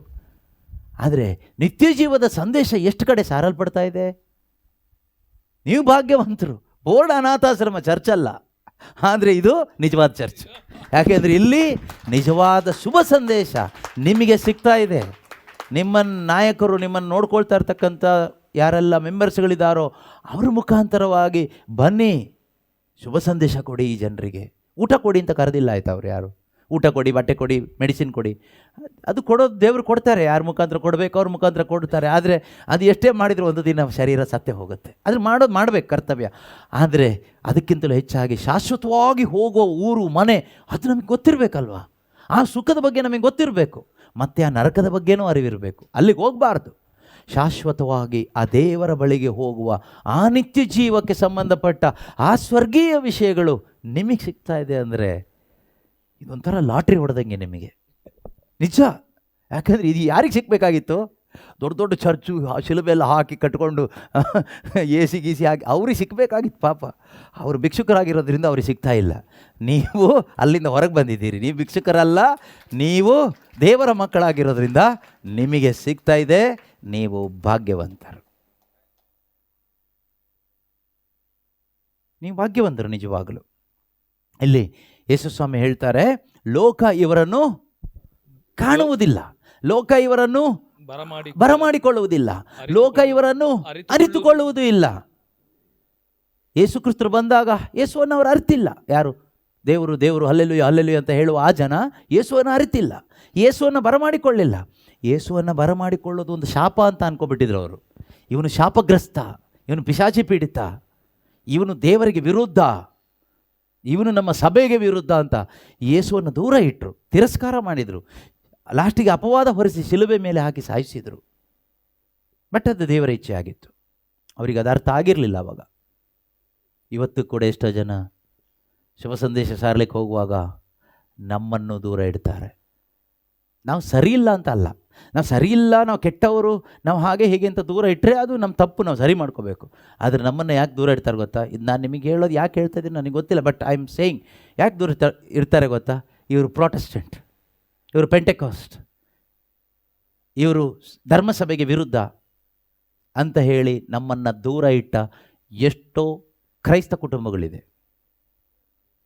ಇವರು ಕುಡುಕರು, ಇವರು ವ್ಯಭಿಚಾರಿಗಳು, ಇವರು ದುಡ್ಡು ಕಿತ್ಕೊಂಡು ಹೋಗಿ ಬರ್ತಾರೆ, ಮೋಸ ಮಾಡ್ಲಿಕ್ಕೆ ಬರ್ತಾರೆ, ಬೇರೆ ಬೇರೆ ಕಥೆಗಳಿಂದ ದೂರ ಇಡಲಿ, ಪರವಾಗಿಲ್ಲ, ಅದು ನಮ್ಮ ಫಾಲ್ಟ್ ಇದೆ ಅಂತ ಒಪ್ಕೊಳ್ಳೋಣ, ಸರಿ ಮಾಡ್ಕೋಬೇಕು. ಆದರೆ ವಾಕ್ಯ ಹೇಳಲಿಕ್ಕೆ ಹೋಗುವಾಗ, ನಿತ್ಯ ಜೀವದ ಸಂದೇಶ, ಯೇಸು ಕ್ರಿಸ್ತನ ಕುರಿತಾದ ಸಂದೇಶ ಹೇಳುವಾಗ ದೂರ ಇಡುವ ಕ್ರೈಸ್ತ ಸಭೆ, ಅದು ಹೇಗೆ ಕ್ರೈಸ್ತ ಸಭೆ ಆಗುತ್ತೆ? ಬೇರೆ ಕಾರಣಕ್ಕಾಗಿ ದೂರ ಇಟ್ಟರೆ ಓಕೆ. ಯೇಸು ಕ್ರಿಸ್ತನ ಕುರಿತಾಗಿ ಹೇಳುವಾಗ ಯೇಸು ಕ್ರಿಸ್ತನ ಕುರಿತ ಬೋಧನೆ ಬೇಡ, ಸ್ವರ್ಗರಾಜ್ಯಕ್ಕೆ ಸಂಬಂಧಪಟ್ಟ ಬೋಧನೆ ಬೇಡ, ಇನ್ಯಾವ ಬೋಧನೆ ಬೇಕು? ಕ್ರೈಸ್ತ ಸಭೆ, ಕ್ರೈಸ್ತ ಕುಟುಂಬ. ಹಾಗಾದರೆ ಅದು ಏನದು? ಅದು ಬೋರ್ಡ್ ಮಾತ್ರ ಅಷ್ಟೇ, ಒಳಗಡೆ ಇರೋದು ಬೇರೆ ಲೋಕ. ಪೈಶಾಚಿಕ ಕೂಟಗಳು ಅಂತ ಪ್ರಕಟಣಾ ಪುಸ್ತಕದಲ್ಲಿ ಹೇಳುವ ಹಾಗೆ, ಪೈಶಾಚಿಕ ಕೂಟಗಳು ಇವತ್ತೆಷ್ಟೋ ಈ ರೀತಿಯಲ್ಲಿ in the name of Jesus Christ, Yesu ಕ್ರಿಸ್ತನ ಹೆಸರಿನಲ್ಲಿ ಎಷ್ಟು ಪೈಶಾಚಿಕ ಕೂಟಗಳು, ಪೈಶಾಚಿಕ ಸಭೆಗಳು ಇದೆ. ಕ್ರಿಸ್ತನ ಉಪದೇಶಗಳು ಬೇಡ. ಆದರೆ ನೀವು ನಿಜವಾಗಲೂ ಬೋರ್ಡ್ ಬೇರೆ ಇದೆ. ಬೋರ್ಡ್ ಏನಿದೆ? ಏನೋ ಒಂದು ಬೋರ್ಡ್ ಇದೆ, ಆದರೆ ಒಳಗಡೆ ಇರುವವರು ಯೇಸುಗಾಗಿ ಬಯಸುವ ಹೃದಯಗಳು. ದೇವರು ನಿಮ್ಮನ್ನೇ ಹುಡ್ಕೊಂಡು ಬಂದಿರೋದು. ಯೇಸು ಕ್ರಿಸ್ತರು ಯಾರನ್ನ ಹುಡ್ಕೊಂಡು ಬಂದಿರೋದು? ಯಾರು ಅವ್ರನ್ನ ಬಯಸ್ತಾ ಇದ್ದಾರೋ ಅವರಿಗಾಗಿ ಯೇಸು ಇದ್ದಾರೆ. ಈ ಭಾನುವಾರ ದೇವರು ಇಲ್ಲಿ ನಿಶ್ಚಯ ಮಾಡಿದ್ದಾರೆ ನಿಮಗೋಸ್ಕರ. ಇಷ್ಟು ಒಳ್ಳೆ ಸಂದೇಶ ಯಾರಿಗೆ ಸಿಗಬೇಕಾಗಿತ್ತು? Professional ಬೇಗರ್ಸ್ಗಳಿಗೆ ಸಿಗಬೇಕಾಗಿತ್ತು, religious ಬೇಗರ್ಗಳಿಗೆ ಸಿಗಬೇಕಾಗಿತ್ತು. ಆದರೆ ನಿಮಗೆ ಸಿಕ್ಕಿದೆ, ನೀವು ಭಾಗ್ಯವಂತರು. ಅವ್ರಿಗೆ ಸಿಕ್ಕಿಲ್ಲ, ಅವರು ಅದನ್ನು ರಿಜೆಕ್ಟ್ ಮಾಡಿದರು. ಯೇಸುವನ್ನು ಅಂದು ರಿಜೆಕ್ಟ್ ಮಾಡಿದಾಗೆ ಇಂದು ಶುಭ ಸಂದೇಶವನ್ನು ರಿಜೆಕ್ಟ್ ಮಾಡ್ತಾ ಇದ್ದಾರೆ. ದೇವರಿಗೆ ಇಷ್ಟ ಇಲ್ಲ, ಅಲ್ಲಿ ಸಾರೋದು ಕೂಡ ಇಷ್ಟ ಇಲ್ಲ ಅನಿಸುತ್ತೆ. ಆದರೆ ದೇವರ ಇಚ್ಛೆ ಅವರು ಕೂಡ ರಕ್ಷಣೆ ಹೊಂದಬೇಕು ಅಂತ ಹೊಂತಾರೆ. ಪರಿಶುದ್ಧಾತ್ಮರು ಮಾಡ್ತಾರೆ. ದೇವರೆಲ್ಲರನ್ನು ಪ್ರೀತಿಸ್ತಾರೆ. ದೇವರು ಪಕ್ಷಪಾತಿ ಅಲ್ಲ. ಪೌಲ ಹೇಳಿದಾಗೆ, ನನ್ನ ಸ್ವಂತ ಜನ ಇಸ್ರಾಯೇಲರು ಅರಿವಿಲ್ಲದೆ ಯೇಸುವನ್ನು ವಿರೋಧ ಮಾಡಿದರು, ಆದರೂ ನನ್ನ ಹೆಬ್ಬಯಕೆ ಅವರು ಕೂಡ ರಕ್ಷಣೆ ಹೊಂದಬೇಕು ಅಂತ. ನಾನು ಅದಕ್ಕಾಗಿ ಪ್ರಾರ್ಥಿಸ್ತೀನಿ ಅಂತ ನಾವು ಅದನ್ನೇ ಮಾಡ್ತೀವಿ. ನಮ್ಮ ಹೆಬ್ಬಯಕೆ ಯಾರೂ ನಾಶ ಆಗಬಾರ್ದು. ನಮ್ಮ ಸ್ವಂತ ಜನರು ಯಾರೆಲ್ಲ ಇದ್ದಾರೋ, ನಮ್ಮ ಕ್ರೈಸ್ತ ಸಭೆಯವರು ಯಾರೆಲ್ಲ ಇದ್ದಾರೋ, ಯಾರೂ ನಾಶ ಆಗಬಾರ್ದು. ಅನ್ಯರು ಹೇಗೋ ರಕ್ಷಣೆ ಹೊಂತಾರೆ, ಆದರೆ ನಮ್ಮ ಕ್ರೈಸ್ತ ಸಭೆಯವರು ಸ್ವಂತದವರು ಅಂತ ಯಾರೆಲ್ಲ ಇದ್ದಾರೋ ಯಾರೂ ನಾಶ ಆಗಬಾರ್ದು. ಎಲ್ಲರೂ ಕೂಡ ಏನಾಗಬೇಕು? ರಕ್ಷಣೆ ಪಡ್ಕೋಬೇಕು, ನಿತ್ಯ ಜೀವ ಪಡ್ಕೋಬೇಕು. ಇದು ಯಾರ ಆಸೆ? ದೇವರ ಆಸೆ. ಯೇಸು ಕ್ರಿಸ್ತರು ಅವರಿಗಾಗೂ ಪ್ರಾಣ ಕೊಟ್ಟಿದ್ದಾರೆ, ಎಲ್ಲರಿಗಾಗೂ ಪ್ರಾಣ ಕೊಟ್ಟಿದ್ದಾರೆ. ಎಲ್ಲರ ಪಾಪನೂ ಅವರು ತೊಳೆದಿದ್ದಾರೆ.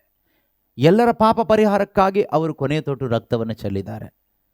ಎಲ್ರಿಗೂ ವಿಶ್ವಾಸ ಇಲ್ಲ ಅಷ್ಟೇ. ವಿಶ್ವಾಸ ಎಲ್ಲರೂ ಇಡುವ ಹಾಗೇನು ಅವರೇ ಮಾಡ್ತಾರೆ. ಮುಂದಿನ ದಿವಸದಲ್ಲಿ ಖಂಡಿತವಾಗಲೂ ಇದು ನೆರವೇರ್ತದೆ. ಯಾಕೆಂದರೆ ಈ ಒಂದು ಯುಗದಲ್ಲಿ ಪರಿಶುದ್ಧಾತ್ಮರು ಶಕ್ತಿಯುತವಾಗಿ ಕಾರ್ಯ ಮಾಡ್ತಾ ಇದ್ದಾರೆ.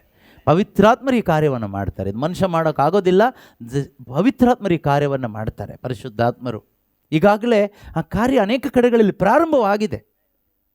ಯಾಕೆಂದರೆ ದೇವರ ವಾಕ್ಯಕ್ಕೆ ಶಕ್ತಿ ಇದೆ, ಶುಭ ಸಂದೇಶಕ್ಕೆ ಶಕ್ತಿ ಇದೆ. ಎಂತೆಂಥವ್ರನ್ನೂ ಚೇಂಜ್ ಮಾಡಿದೆ. ಆ ಪೌಲನಂಥವ್ರನ್ನೇ ಚೇಂಜ್ ಮಾಡಿದೆ.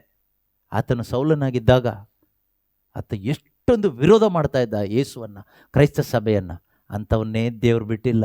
ಹಿಡಿದು ಯೇಸುವಿಗಾಗಿ, ಶುಭ ಸಂದೇಶಕ್ಕಾಗಿ ಪ್ರಾಣಾರ್ಪಣೆ ಮಾಡುವ ತನಕ ಅವನನ್ನು ದೇವರು ಉಪಯೋಗಿಸಿದರು. ಆ ದೇವರು ಸರ್ವಶಕ್ತನಾದ ಯೇಸು ಕ್ರಿಸ್ತರು, ಅವರ ಶುಭ ಸಂದೇಶ, ಅವರು ಕಳಿಸಿಕೊಟ್ಟ ಪರಿಶುದ್ಧಾತ್ಮರು ಇವತ್ತು ಈ ಪ್ರಪಂಚದಲ್ಲಿ ಇದ್ದಾರೆ, ಕಾರ್ಯ ಮಾಡ್ತಾ ಇದ್ದಾರೆ. ಅವ್ರ ಕಾರ್ಯ ಅವರು ಮುಂದುವರಿಸ್ತಾರೆ. ಲೋಕ ಇವ್ರನ್ನು ಕಾಣುವುದಿಲ್ಲ, ಅರ್ಥ ಮಾಡಿಕೊಳ್ಳುವುದಿಲ್ಲ, ಬರಮಾಡಿಕೊಳ್ಳುವುದಿಲ್ಲ. ಆದರೆ ನೀವು ಇವರನ್ನು ಅರಿಯುವಿರಿ. ನೀವು ಇವರನ್ನು ಅರಿಯುವಿರಿ. ಯಾರಿಗೆ ಹೇಳ್ತಾ ಇದ್ದಾರೆ ಯೇಸು ಸ್ವಾಮಿ? ಶಿಷ್ಯರಿಗೆ ಹೇಳ್ತಾ ಇದ್ದಾರೆ, ನೀವು ಇವರನ್ನು ಅರಿಯುವಿರಿ. ಕಾರಣ ಇವರು ನಿಮ್ಮೊಂದಿಗೂ ನಿಮ್ಮಲ್ಲಿಯೂ ಮುಂದೆ ನಿಮ್ಮಲ್ಲಿಯೂ ನೆಲೆಸಿರುವರು. ಇವರು ಈಗ ನಿಮ್ಮ ಜೊತೆಯಲ್ಲಿದ್ದಾರೆ. ಇನ್ನು ಮುಂದಕ್ಕೆ ನಾನು ಹೋದ್ಮೇಲೆ ಅವರು ನಿಮ್ಮ ಒಳಗಡೆ ಬರ್ತಾರೆ. ನೀವು ಅರ್ಥ ಮಾಡ್ಕೊಳ್ತೀರಿ. ಯಾಕೆ ನೀವು ಅರ್ಥ ಮಾಡ್ಕೊಳ್ತೀರಿ ಅಂದರೆ, ನೀವೀಗ ಕ್ಲೀನ್ ಆಗಿದ್ದೀರಿ. ನಿಮಗೆ ಯಾಕೆ ಅರ್ಥ ಆಗುತ್ತೆ ಕೇಳಿದರೆ, ನಿಮ್ಮ ಹಾರ್ಟ್ ಕ್ಲೀನ್ ಆಗಿದೆ. ಹೇಗೆ? ನಾನು ನಿಮ್ಮೊಡನೆ ಆಡಿದ ಮಾತಿನಿಂದ ನಿಮ್ಮ ಹೃದಯ ಈಗ ಕ್ಲೀನ್ ಆಗಿರೋದ್ರಿಂದ, ಕ್ಲೀನಾದ ಹೃದಯವನ್ನು ದೇವರು ನೋಡ್ತಾರೆ. ಪರಿಶುದ್ಧಾತ್ಮರು ನಿಮ್ಮ ಒಳಗಡೆ ಬರ್ತಾರೆ. ಪರಿಶುದ್ಧಾತ್ಮರು ನಿಮ್ಮ ಒಳಗಡೆ ಬಂದ ಮೇಲೆ 18ನೇ ವಾಕ್ಯ, ಅದನ್ನು ಮುಂದಿನ ವಾಕ್ಯ ಹೇಳ್ತದೆ, ನಾನು ನಿಮ್ಮನ್ನು ಅನಾಥರನ್ನಾಗಿ ಬಿಟ್ಟು ಹೋಗುವುದಿಲ್ಲ, ನಿಮ್ಮ ಬಳಿಗೆ ಪುನಃ ಬರುತ್ತೇನೆ. ಅದಾದ್ಮೇಲೆ ಏನ್ ಹೇಳ್ತಾರೆ? ಇನ್ನು ತುಸು ಕಾಲವಾದ ನಂತರ ಲೋಕವು ನನ್ನನ್ನು ಕಾಣದು, ಲೋಕ ನನ್ನನ್ನು ಕಾಣೋದಿಲ್ಲ, ಆದರೆ ನೀವು ನನ್ನನ್ನು ಕಾಣುವಿರಿ. ನಾನು ಜೀವಿಸುವವನಾಗಿರುವುದರಿಂದ ನೀವು ಜೀವಿಸುವಿರಿ. ಹಲ್ಲೆಲೂಯಾ. ನೀವು ಜೀವಿಸ್ತೀರಿ. ಯಾಕೆ ಅಂದ್ರೆ ನಿಮ್ಮ ಒಳಗಡೆ ಪರಿಶುದ್ಧಾತ್ಮರು ಬಂದಾಗ ನೀವೇನಾಗುವವರಾಗಿರ್ತೀರಿ? ಜೀವಿಸುವವರಾಗಿರ್ತೀವಿ. ಹಾಗಾದರೆ ಪರಿಶುದ್ಧಾತ್ಮ ಇಲ್ಲದೆ ಇದ್ದವ್ರ ಕತೆ ಇದಕ್ಕೆ ವಿರೋಧ. ಪರಿಶುದ್ಧಾತ್ಮ ಇಲ್ಲದೆ ಇದ್ದವನು ಒಂದು ಅನಾಥ, ಇನ್ನೊಂದು ಸತ್ತವರಾಗಿರ್ತಾರೆ. ಸತ್ತವರು ಅಂದರೆ ಯಾರು? ಹಾಗಾದರೆ ಪವಿತ್ರಾತ್ಮ ಇಲ್ಲದವರು ಸತ್ತವರು. ಪವಿತ್ರಾತ್ಮ ಇರುವವರು ಜೀವಿಸುವವರು. ಎಷ್ಟು ಹೇಳ್ತಾರೆ? ನಾನು ಜೀವಿಸುವನಾಗಿರುವುದರಿಂದ ನೀವು ಕೂಡ ಈಗ ಜೀವಿಸುವಾತನು, ಜೀವವಾಗಿರುವಾತನು ನಿನ್ನ ಒಳಗಡೆ ಇರುವಾಗ ನೀನು ಜೀವಿಸುವನಾಗಿರ್ತೀಯ. ಯೇಸು ಹೇಳ್ತಾರೆ, ನಾನೇ ಜೀವ. ಇದೇ 14ನೇ ಅಧ್ಯಾಯದಲ್ಲಿ ಮೇಲೆ ಹೇಳ್ತಾರಲ್ವ, 6ನೇ ವಾಕ್ಯದಲ್ಲಿ, ನಾನೇ ಜೀವ, ಐ ಆಮ್ ದ ಲೈಫ್. ನಾನೇ ಜೀವ.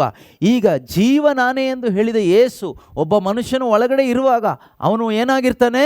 ಜೀವಂತನಾಗಿರ್ತಾನೆ. ಅರ್ಥ ಆಗ್ತಿದೆಯಾ ನಿಮಗೆ? ಹಾಂ, ಯಾರು ಜೀವಂತರು ಹಾಗಾದರೆ ದೇವರ ದೃಷ್ಟಿಯಲ್ಲಿ? ನಾವು ಹೇಳ್ತೀವಿ, ಒಬ್ಬರು ಸತ್ತೋಗ್ಬಿಟ್ರೆ ನಾವೇನು ಹೇಳ್ತೀವಿ? ಅಯ್ಯೋ ಸತ್ತೋಗ್ಬಿಟ್ಟ ಅಂತ ಅಳ್ತೀವಿ. ಅಳೋದು ಬೇಕಾಗಿಲ್ಲ. ಅವರು ಸತ್ತೋಗಿಲ್ಲ, ಅವ್ರು ಏನಾಗಿದ್ದಾರೆ? ಅವರು ನಿದ್ದೆ ಮಾಡ್ತಾ ಇದ್ದಾರೆ ಅಷ್ಟೇ. ಆದರೆ ಜೀವಂತವಾಗಿದ್ದಾರೆ. ಈಗ ಜೀವಂತವಾಗಿದ್ದವರು ನಿದ್ದೆ ಮಾಡುವಾಗ ನಾವು ಸತ್ತೋಗಿದ್ದೀರಿ ಅಂತ ಅಳ್ತೀವಾ? ಅಳೋದಿಲ್ಲ. ಯಾಕಂದರೆ ನಮಗೆ ಗ್ಯಾರಂಟಿ ಇದೆ, ಭರವಸೆ ಇದೆ, ಅವರು ಮತ್ತೆ ಹೇಳ್ತಾರೆ ಬೆಳಿಗ್ಗೆ ಅಂತ ಅಲ್ವಾ? ನಾವು ಹೇಳ್ತೀವಿ. ಯಾವಾಗ ಹೇಳ್ತೀವಿ? ಯೇಸು ಮರಳಿ ಬಂದಾಗ ಅವರು ನಮ್ಮನ್ನು ಲಾಜರನೇ ಹೊರಗೆ ಬಾ ಎಂದು ಕರೆದ ಹಾಗೆ ನಮ್ಮೊಬ್ಬೊಬ್ಬರು ಹೆಸರು ಹೇಳಿ ಎಬ್ಬಿಸ್ತಾರೆ. ಆಗ ನಾವೇನು ಮಾಡ್ತೀವಿ? ಅಯ್ಯೋ ಅಂತ ಎದ್ದೇಳ್ತೀವಿ. ಕೆಲವು ಟೈಮ್ ನಮ್ಮ ಮಲಗಿದಾಗ ಬೆಳಗ್ಗೆ ತಟ್ಟಿ ಎಬ್ಬಿಸ್ತಾರಲ್ವ, ಎದ್ದೇಳಲಿಲ್ಲ ಅಂದರೆ ಹೇಳು ಅಂತ ಹೇಳ್ಬಿಟ್ಟು. ಇವತ್ತು ಹರ್ಷಿತ್ಗೆ ನಾನು ಕರೆದೆ, ಹರ್ಷಿತ್ ನಿದ್ದೆ ಹೊಡಿತಾ ಇದ್ದ, ಹರ್ಷಿತ್ ಅಂತ ಅಂತ ಎದ್ದ. ಸೊ ಹಾಗೆ ಯೇಸು ಸ್ವಾಮಿ ಬರುವಾಗ ಏನು ಮಾಡ್ತಾರೆ? ನಾವು ಗಾಢ ನಿದ್ರೆಯಲ್ಲಿ ಇರ್ತೀವಿ, ಕರೀತಾರೆ. ಅವ್ರು 3 ಸರಿ ಕರೆಯೋದೇನು ಬೇಕಾಗಿಲ್ಲ. ನಾವು 3 ಸರಿ ಹೀಗೆ ಹಾಕ್ತೀವಲ್ಲ, 3 ಸರಿ, 3 6 ಎಲ್ಲ ಬೇಡ, ಒಂದೇ ಸಾರಿ ಲಾಜರನೇ ಹೊರಗೆ ಬಾ, ಒಂದೇ ಶಾಟ್, ಒಂದೇ ಕರೆ. ಒಂದು ಸರಿ ಕರೆದ ತಕ್ಷಣ ಗಾಢ ನಿದ್ರೆಯಲ್ಲಿರೋರೆಲ್ಲ ತಡವರಿಸ್ಕೊಂಡು ಬೇಗ ಹೇಳ್ತಾರೆ. ಆಮೇಲೆ ಎದ್ದ ಮೇಲೆ ಏನು ಮಾಡ್ತಾರೆ? ಯೇಸು ತಗೋ ಹಾಕು ಹೊಸ ವಸ್ತ್ರ ಅಂತ ಹೇಳಿಬಿಟ್ಟು ಹೊಸ ಒಂದು ದೇಹ ನಮಗೆ ಕೊಡ್ತಾರೆ. ಅದನ್ನು ಧರಿಸ್ಕೊಂಡು ನಾವು ಬೇಗ ಬಾ, ಬಸ್ ರೆಡಿ ಇದೆ ಸ್ವರ್ಗಕ್ಕೆ ಹೋಗಲಿಕ್ಕೆ ಅಂತ ಹೇಳಿಬಿಟ್ಟು ಬೇಗ ಸ್ವರ್ಗದ ಬಸ್ಸಿಗೆ ಹತ್ತಿ ಕೂರಿಸ್ಕೊಳ್ತಾರೆ. ಸೀದಾ ಕರ್ಕೊಂಡು ಹೋಗ್ತಾರೆ ಪರಲೋಕ ರಾಜ್ಯಕ್ಕೆ, ಶಾಶ್ವತವಾಗಿ ಅವ್ರ ಜೊತೆಯಲ್ಲಿ ಬದುಕಲಿಕ್ಕೆ. ಅಲ್ಲಿ ಯಾವುದು ಟೆನ್ಷನ್ ಇಲ್ಲ, ಬಿ ಪಿ ಇಲ್ಲ, ಶುಗರ್ ಇಲ್ಲ, ಆಯಿತಾ? ಯಾವುದು ಪಾಪದ ಪ್ರಚೋದನೆಯೂ ಏನೂ ಇಲ್ಲ. ಪಕ್ಕದ ಮನೆಯವ್ರು ಟಾರ್ಚರ್ ಕೊಟ್ಟರು ಇಲ್ಲ, ಆಸ್ಪತ್ರೆ ಹೋಗೋ ಅವಶ್ಯಕತೆ ಇಲ್ಲ, ಸಾಲ ಇಲ್ಲ, ಬಡ್ಡಿ ಇಲ್ಲ, ಅಡುಗೆ ಇಲ್ಲ, ಗ್ಯಾಸ್ ಇಲ್ಲ, ನೀರಿಲ್ಲ, ಏನಿಲ್ಲ. ಆದರೆ ಜೀವಂತವಾಗಿ ಇರ್ತೀವಿ. ದೇವರು ಹೇಗೋ ಹಾಗೆ ನಾವು ದೇವರ ಮಕ್ಕಳು, ಅಪ್ಪ ಹೇಗೋ ಮಕ್ಕಳು ಹಾಗೆ ಆ ಪರಲೋಕ ರಾಜ್ಯದಲ್ಲಿ ಶಾಶ್ವತವಾಗಿ ನಾವು ಬದುಕುವ ಒಂದು ಅವಕಾಶ ನಮಗಿದೆ. ನಮಗೆ ಅಂದರೆ ಯಾರಿಗೆ? ದೇವರ ವಾಕ್ಯವನ್ನು ಆಲಿಸಿ ಅಂತರಂಗವನ್ನು ಶುದ್ಧಿ ಮಾಡಿಕೊಂಡು ಪವಿತ್ರಾತ್ಮನನ್ನು, ಆತ್ಮಸ್ವರೂಪನಾದ ಯೇಸು ಕ್ರಿಸ್ತನನ್ನು ನಿಮ್ಮ ಒಳಗಡೆ ಯಾರು ಸ್ವೀಕಾರ ಮಾಡಿದಿರೋ, ಆ ಪರಿಶುದ್ಧಾತ್ಮನಾಗಿ ಸ್ವೀಕಾರ ಮಾಡಿದಿರೋ, ನೀವು ಎಲ್ಲರೂ ಕೂಡ ಈ ಲೋಕದಲ್ಲಿ ನಿಮ್ಮ ಪ್ರಯಾಣ ಮುಗಿದ ಮೇಲೆ ನೀವೇನು ಮಾಡ್ತೀರಿ ಕೇಳಿದರೆ ಮಲಗ್ತೀರಿ. ನಿಮ್ಮನ್ನು ತಗೊಂಡೋಗಿ ಮಲಗಿಸ್ತಾರೆ ಯಾವುದೋ ಸಮಾಧಿಯಲ್ಲಿ. ಡೋಂಟ್ ವರಿ, ಅವ್ರು ಎಲ್ಲಾದರೂ ಮಲಗಿಸ್ಲಿ, ಆಯಿತಾ? ಎಲ್ಲಾದರೂ ಮಲಗಿಸ್ಲಿ, ಈ ದೇಹ ಹೋಗುತ್ತೆ, ನೀವು ಮಲಗಿರ್ತೀರಿ. ಯೇಸು ಬರುವಾಗ ನಿಮ್ಮ ಹೆಸರು ಹಿಡಿದು ಕರೀತಾರೆ, ನೀವಾಗ ಎದ್ದು ಬರ್ತೀರಿ. ಎದ್ದು ಬಂದು ಅವ್ರ ಜೊತೆಯಲ್ಲಿ ಆ ನಿತ್ಯ ಸೌಭಾಗ್ಯಕ್ಕೆ, ಶಾಶ್ವತವಾದ ಜೀವಕ್ಕೆ ನಾವೆಲ್ಲರೂ ಕೂಡ ಹೋಗ್ತೀವಿ. ಇದೇ ನಮ್ಮ ಭರವಸೆ. ಇದನ್ನು ಎದುರು ನೋಡ್ತಾ ಬದುಕುವವರು ಯಾರು ಗೊತ್ತಾ? ಕ್ರೈಸ್ತ ವಿಶ್ವಾಸಿಗಳು.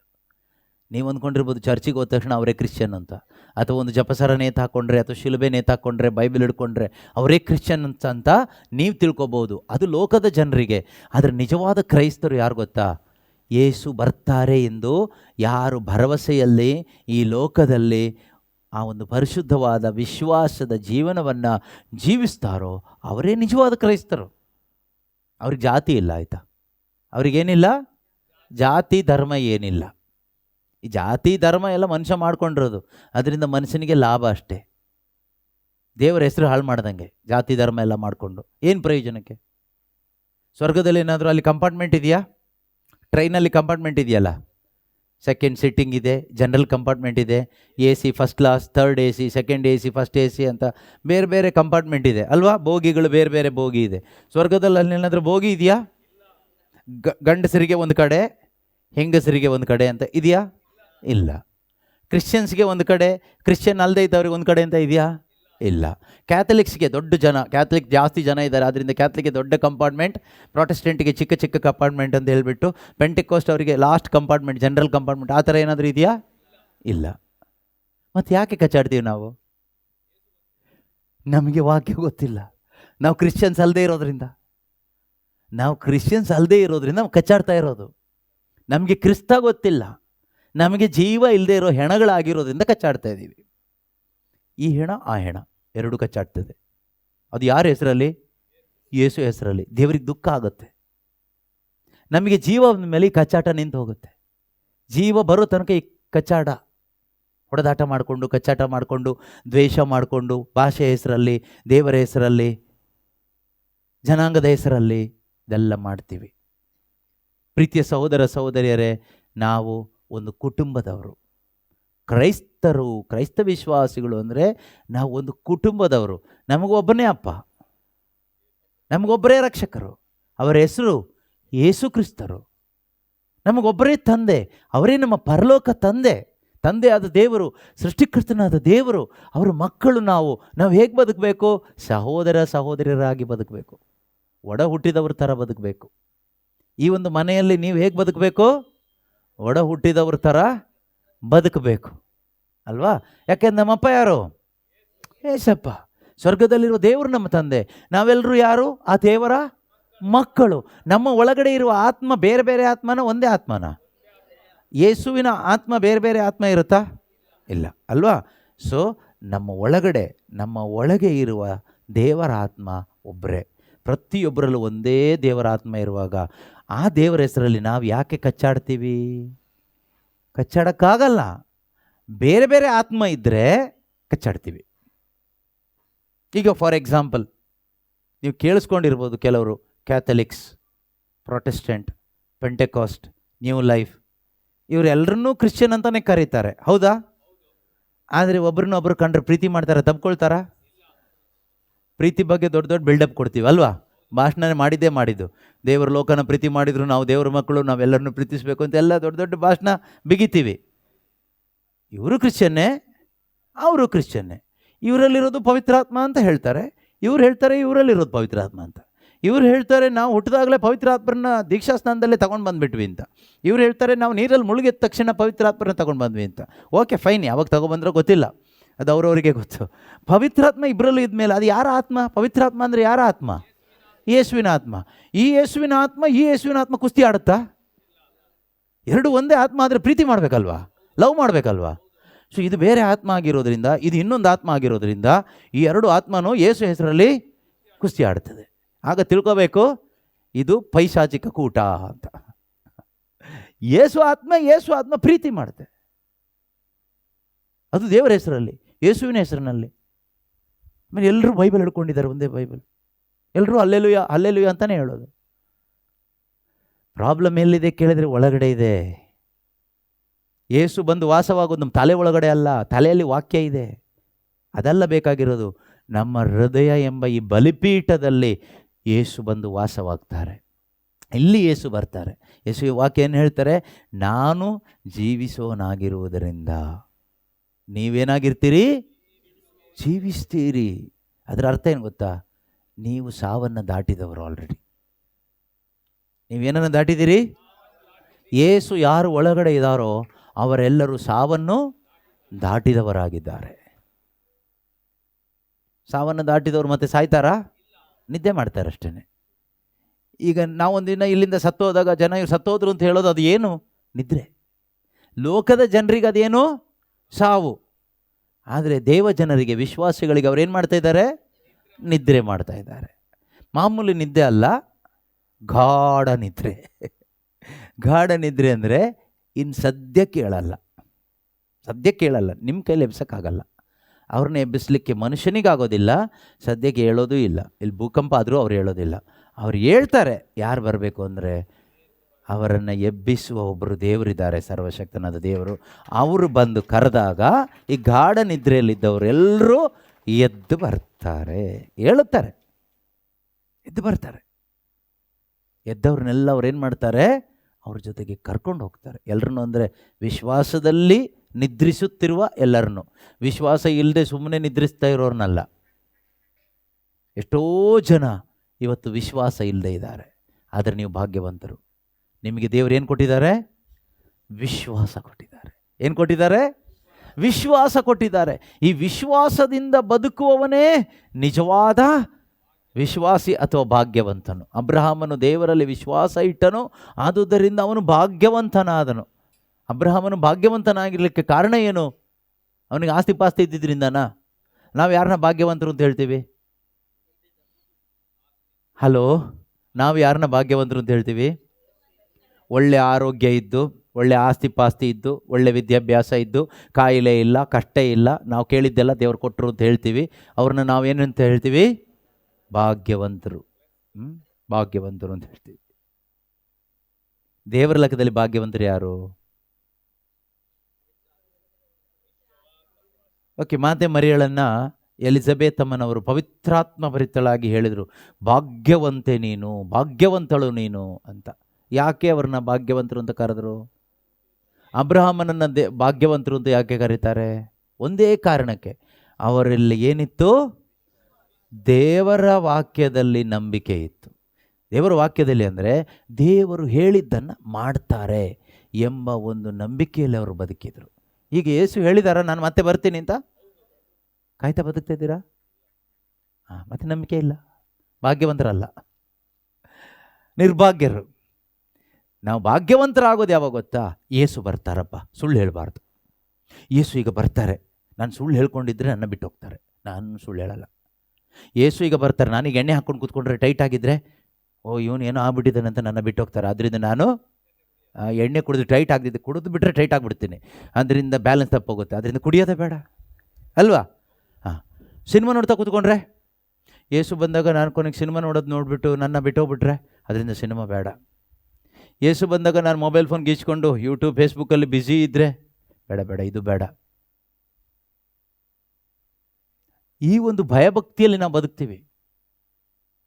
ಯೇಸು ಬಂದು ನೋಡುವಾಗ ನಾವಿಬ್ಬರು ಚಾಡಿ ಹೇಳ್ಕೊಂಡು ಕೂತಿ ಆಡ್ತಾ ಕೂತ್ಕೊಳ್ತೀವಿ. ಈ ಮನೆಯವರು ಆ ಮನೆಯವರು, ಆ ಮನೆಯವರು ಈ ಮನೆಯವರಿಗೆ, ಅವ್ರು ಸರಿ ಇಲ್ಲ ಅಂತ ಇವರು ಸರಿ ಇಲ್ಲ ಅಂತ ಇಬ್ಬರು ಕುಸ್ತಿ ಆಡ್ತಾ ಇದ್ರೆ ಯೇಸು ನೋಡ್ತಾರೆ.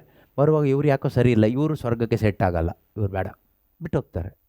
ಸೊ ಅದೇ ದೈವ ಭಯದಲ್ಲಿ ಬದುಕಿದರೆ ಬೇಡಪ್ಪ, ಯೇಸು ಬರ್ತಾರೆ, ನಾವು ಪ್ರೀತಿಯಲ್ಲಿ ಬದುಕಬೇಕು ಅಂತ ಹೇಳ್ಬಿಟ್ಟು ಒಳ್ಳೆ ಭಯಭಕ್ತಿಯಲ್ಲಿ ಬದುಕುವಾಗ ಪರವಾಗಿಲ್ಲ, ಭಯಭಕ್ತಿಯಿಂದ ಇದ್ದಾರೆ, ಇವ್ರನ್ನ ಕರ್ಕೊಂಡು ಹೋಗೋಣ ಅಂತ ಕರ್ಕೊಂಡು ಹೋಗ್ತಾರೆ. ಇನ್ನು ಕೆಲವರು ಇದ್ದಾರೆ ಕ್ಯಾಂಡ್ಲ್ ಅಂಟಿಸ್ಕೊಂಡೇ ಇರ್ತಾರೆ. ದೇವ್ರು ಬಂದು ನೋಡುವಾಗ, ಇವನು ಯಾಕೋ ಕ್ಯಾಂಡ್ಲ್ ಅಂಟಿಸ್ಕೊಳ್ತಾ ಇದ್ದಾನೆ, ಸ್ವರ್ಗದಲ್ಲಿ ಇವನಿಗೆ ಕ್ಯಾಂಡ್ಲ್ ಎಲ್ಲಿ ಕೊಡೋದು ನಾನು, ಸೊ ಕ್ಯಾಂಡ್ಲ್ ಬಿಸ್ನೆಸ್ ಮಾಡೋಕ್ಕಾಗಲ್ಲ ಅಲ್ಲಿ, ಸೊ ಇವನು ಇಲ್ಲೇ ಅಂಟಿಸ್ಕೊಂಡಿರಲಿ ಅಂತ ಅವ್ರನ್ನೂ ಬಿಟ್ಟು ಹೋಗ್ತಾರೆ. ಸೊ ಕ್ಯಾಂಡ್ಲ್ ಪಾರ್ಟಿಗಳನ್ನೂ ಬಿಟ್ಟು ಹೋಗ್ತಾರೆ. ಲಾಸ್ಟಿಗೆ ಪಾಪ ಅಂಟಿಸ್ಲಿಕ್ಕೆ ಏನು ಕ್ಯಾಂಡ್ಲು ಇಲ್ಲ, ಏನೂ ಇಲ್ಲ, ನಿಮ್ಮ ಥರ ಅಲ್ವಾ? ನಿಮ್ಗೇನಿದೆ ಪಾಪ? ಏನಿಲ್ಲ, ಕುತ್ಕೊಂಡು ಪ್ರಾರ್ಥನೆ ಮಾಡ್ಬೋದು, ಊಟ ಕೊಟ್ಟರೆ ಊಟ ಮಾಡ್ಬೋದು, ಮಲ್ಕೊಳ್ಳೋದು, ಕಾಯಿಲೆ ಬಂದರೆ ಮೆಡಿಸಿನ್ ಕೊಟ್ಟರೆ ಮೆಡಿಸಿನ್. ನಿಮ್ಮನ್ನು 100% ಕರ್ಕೊಂಡು ಹೋಗ್ತಾರೆ. ನೀವು ಭಾಗ್ಯವಂತರು. ನಿಮ್ಗೆ ಅಂಟಿಸ್ಲಿಕ್ಕೆ ಯಾರು ಕ್ಯಾಂಡ್ಲು ಕೊಡೋದಿಲ್ಲ, ಇಟ್ಕೊಳ್ಳಿಕ್ಕೆ ಬೈಬಲು ಕೊಡೋದಿಲ್ಲ, ಸಿಲ್ವೇನೂ ಕೊಡೋದಿಲ್ಲ ಅಲ್ವಾ? ಸೊ ಇದೆಲ್ಲ ಇಟ್ಕೊಂಡು ಕೂತ್ಕೊಂಡ್ರು ಕಷ್ಟನೇ ಕೆಲವು ಟೈಮ್. ಅದಕ್ಕೇನು ಇಲ್ದಿದ್ದವರು ಭಾಗ್ಯವಂತರು. ಬಡವರು ಭಾಗ್ಯವಂತರು. ಅವರಿಗೆ ಏನು ಕೊಡ್ತಾರೆ? ಸ್ವರ್ಗರಾಮ್ಯತೆ ಕೊಡ್ತಾರೆ. ಸೊ ದೇವರ ದೃಷ್ಟಿಯಲ್ಲಿ ಬಡವರು ಅಂದರೆ ಈ ಥರ, ಏನೂ ಇಲ್ಲ ನಮಗೆ, ಯೇಸುವೆ ನೀನು ಬಿಟ್ಟರೆ ಏನೂ ಇಲ್ಲ, ನಿನ್ನ ಬಿಟ್ಟರೆ ಯಾರೂ ಇಲ್ಲ ಏಸಪ್ಪ ಅಂತ ಹೇಳ್ತೀರಲ್ವಾ? ಸೊ ನೀವು ಭಾಗ್ಯವಂತರು. ನಮಗೆಲ್ಲ ಇದೆ, ಅದಕ್ಕೆ ನಾವು ಬ್ಯುಸಿ, ವಾಕ್ಯ ಕೇಳಲಿಕ್ಕೆ ಬ್ಯುಸಿ. ನಮ್ಮ ಕೆಲವಿನ ಬ್ಯುಸಿ, ಅಡಿಕೆ ತೋಟ ಇದೆ, ಆಗೋದಿಲ್ಲ, ನೀನು ಅಡಿಕೆ ಹತ್ಕೊಂಡೇ ಇರು. ಯೇಸು ಬಂದಾಗ ಅಡಿಕೆ ಮರದಲ್ಲಿ ಇರ್ತಾರೆ. ಅಲ್ಲಿ ಅಡಿಕೆ ತೋಟ ಇಲ್ಲ, ಇವನ್ನ ಕರ್ಕೊಂಡೋಗಿ ಅಲ್ಲೇ ಏನು ಮಾಡೋದು? ಸೊ ಇವನು ಇಲ್ಲೇ ಇರಲಿ, ಅಡಿಕೆ ಬಿಸ್ನೆಸ್ ಮಾಡ್ಕೊಂಡು.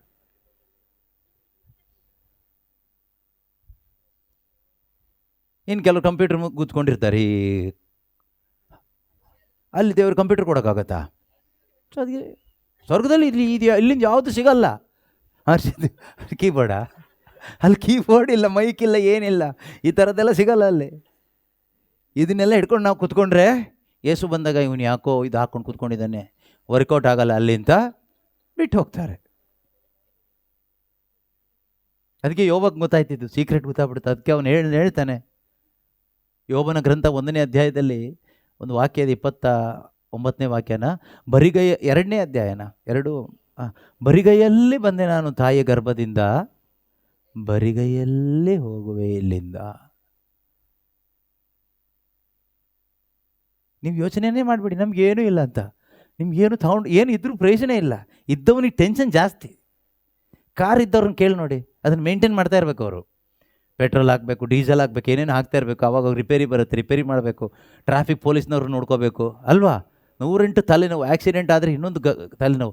ಕಾರ್ ಇಲ್ದಿದ್ದವನಿಗೆ ಇನ್ಶೂರೆನ್ಸ್ ಮಾಡಬೇಕಾ, ಪೆಟ್ರೋಲ್ ಹಾಕಬೇಕಾ, ಡೀಸೆಲ್ ಹಾಕಬೇಕಾ, ಟ್ರಾಫಿಕ್ ಪೊಲೀಸ್ ಬಗ್ಗೆ ಚಿಂತೆ ಮಾಡಬೇಕಾ, ಆಕ್ಸಿಡೆಂಟ್ ಬಗ್ಗೆ ಹೆದರ್ಕೋಬೇಕಾ?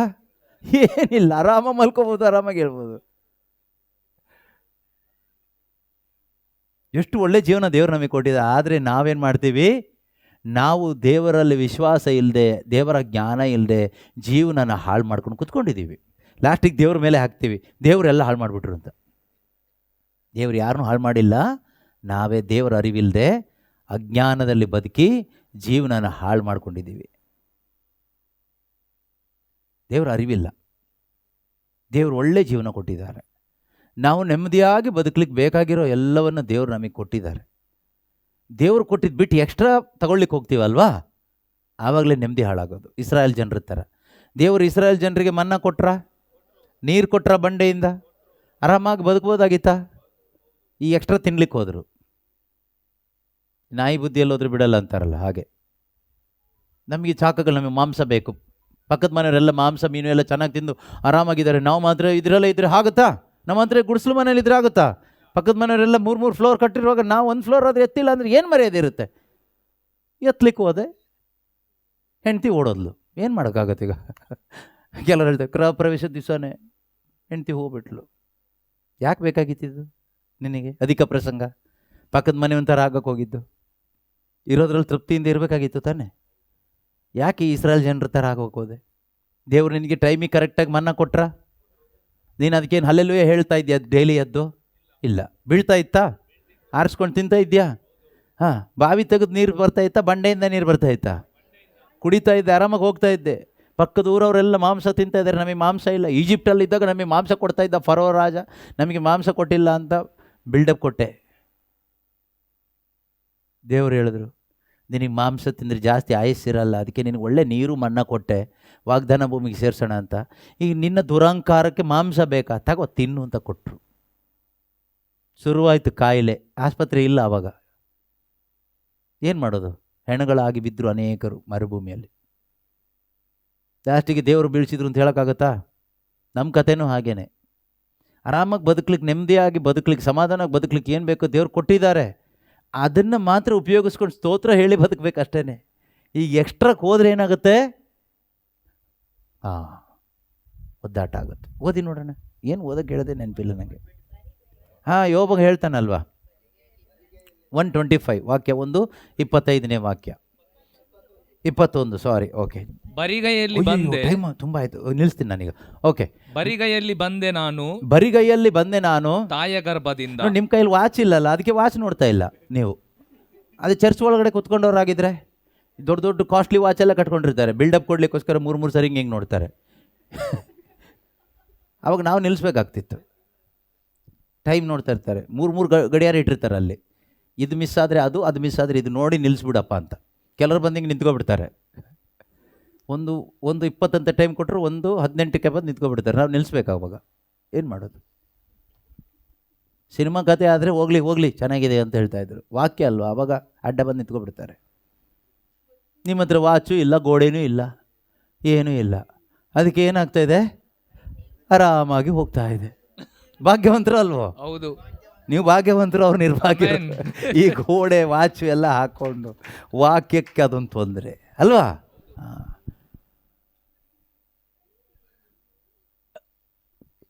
ಓದಿ. ಯೋಬ ಏನು ಹೇಳ್ತಾರೆ? ಬರಿಗೈಯಲ್ಲೇ ಬಂದೆ ನಾನು ತಾಯ ಗರ್ಭದಿಂದ. ಬರಿಗೈಯಲ್ಲಿ ಬಂದೆ ನಾನು ತಾಯ ಗರ್ಭದಿಂದ. ಬರಿಗೈಯಲ್ಲಿ ಹಿಂದಿರುಗುವೆ ನಾನು ಇಲ್ಲಿಂದ. ಬರಿಗೈಯಲ್ಲಿ ಹಿಂದಿರುಗುವೆ ನಾನು ಇಲ್ಲಿಂದ. ಸರ್ವೇಶ್ವರ ಕೊಟ್ಟ. ಸರ್ವೇಶ್ವರ ತೆಗೆದುಕೊಂಡ. ಆತನ ನಾಮಕ್ಕೆ ಸ್ತುತಿ ಸ್ತೋತ್ರ. ಹಾಲೆಲೂಯಾ. ಎದ್ದು ನಿಂತ್ಕೊಳ್ಳೋಣ, ನಾವು ಸ್ವಲ್ಪ ಸ್ತೋತ್ರ ಮಾಡಿಬಿಡೋಣ ಅಷ್ಟೇ ಅಲ್ವಾ? ನಾವು ಸ್ತೋತ್ರ ಮಾಡೋಣವಾ?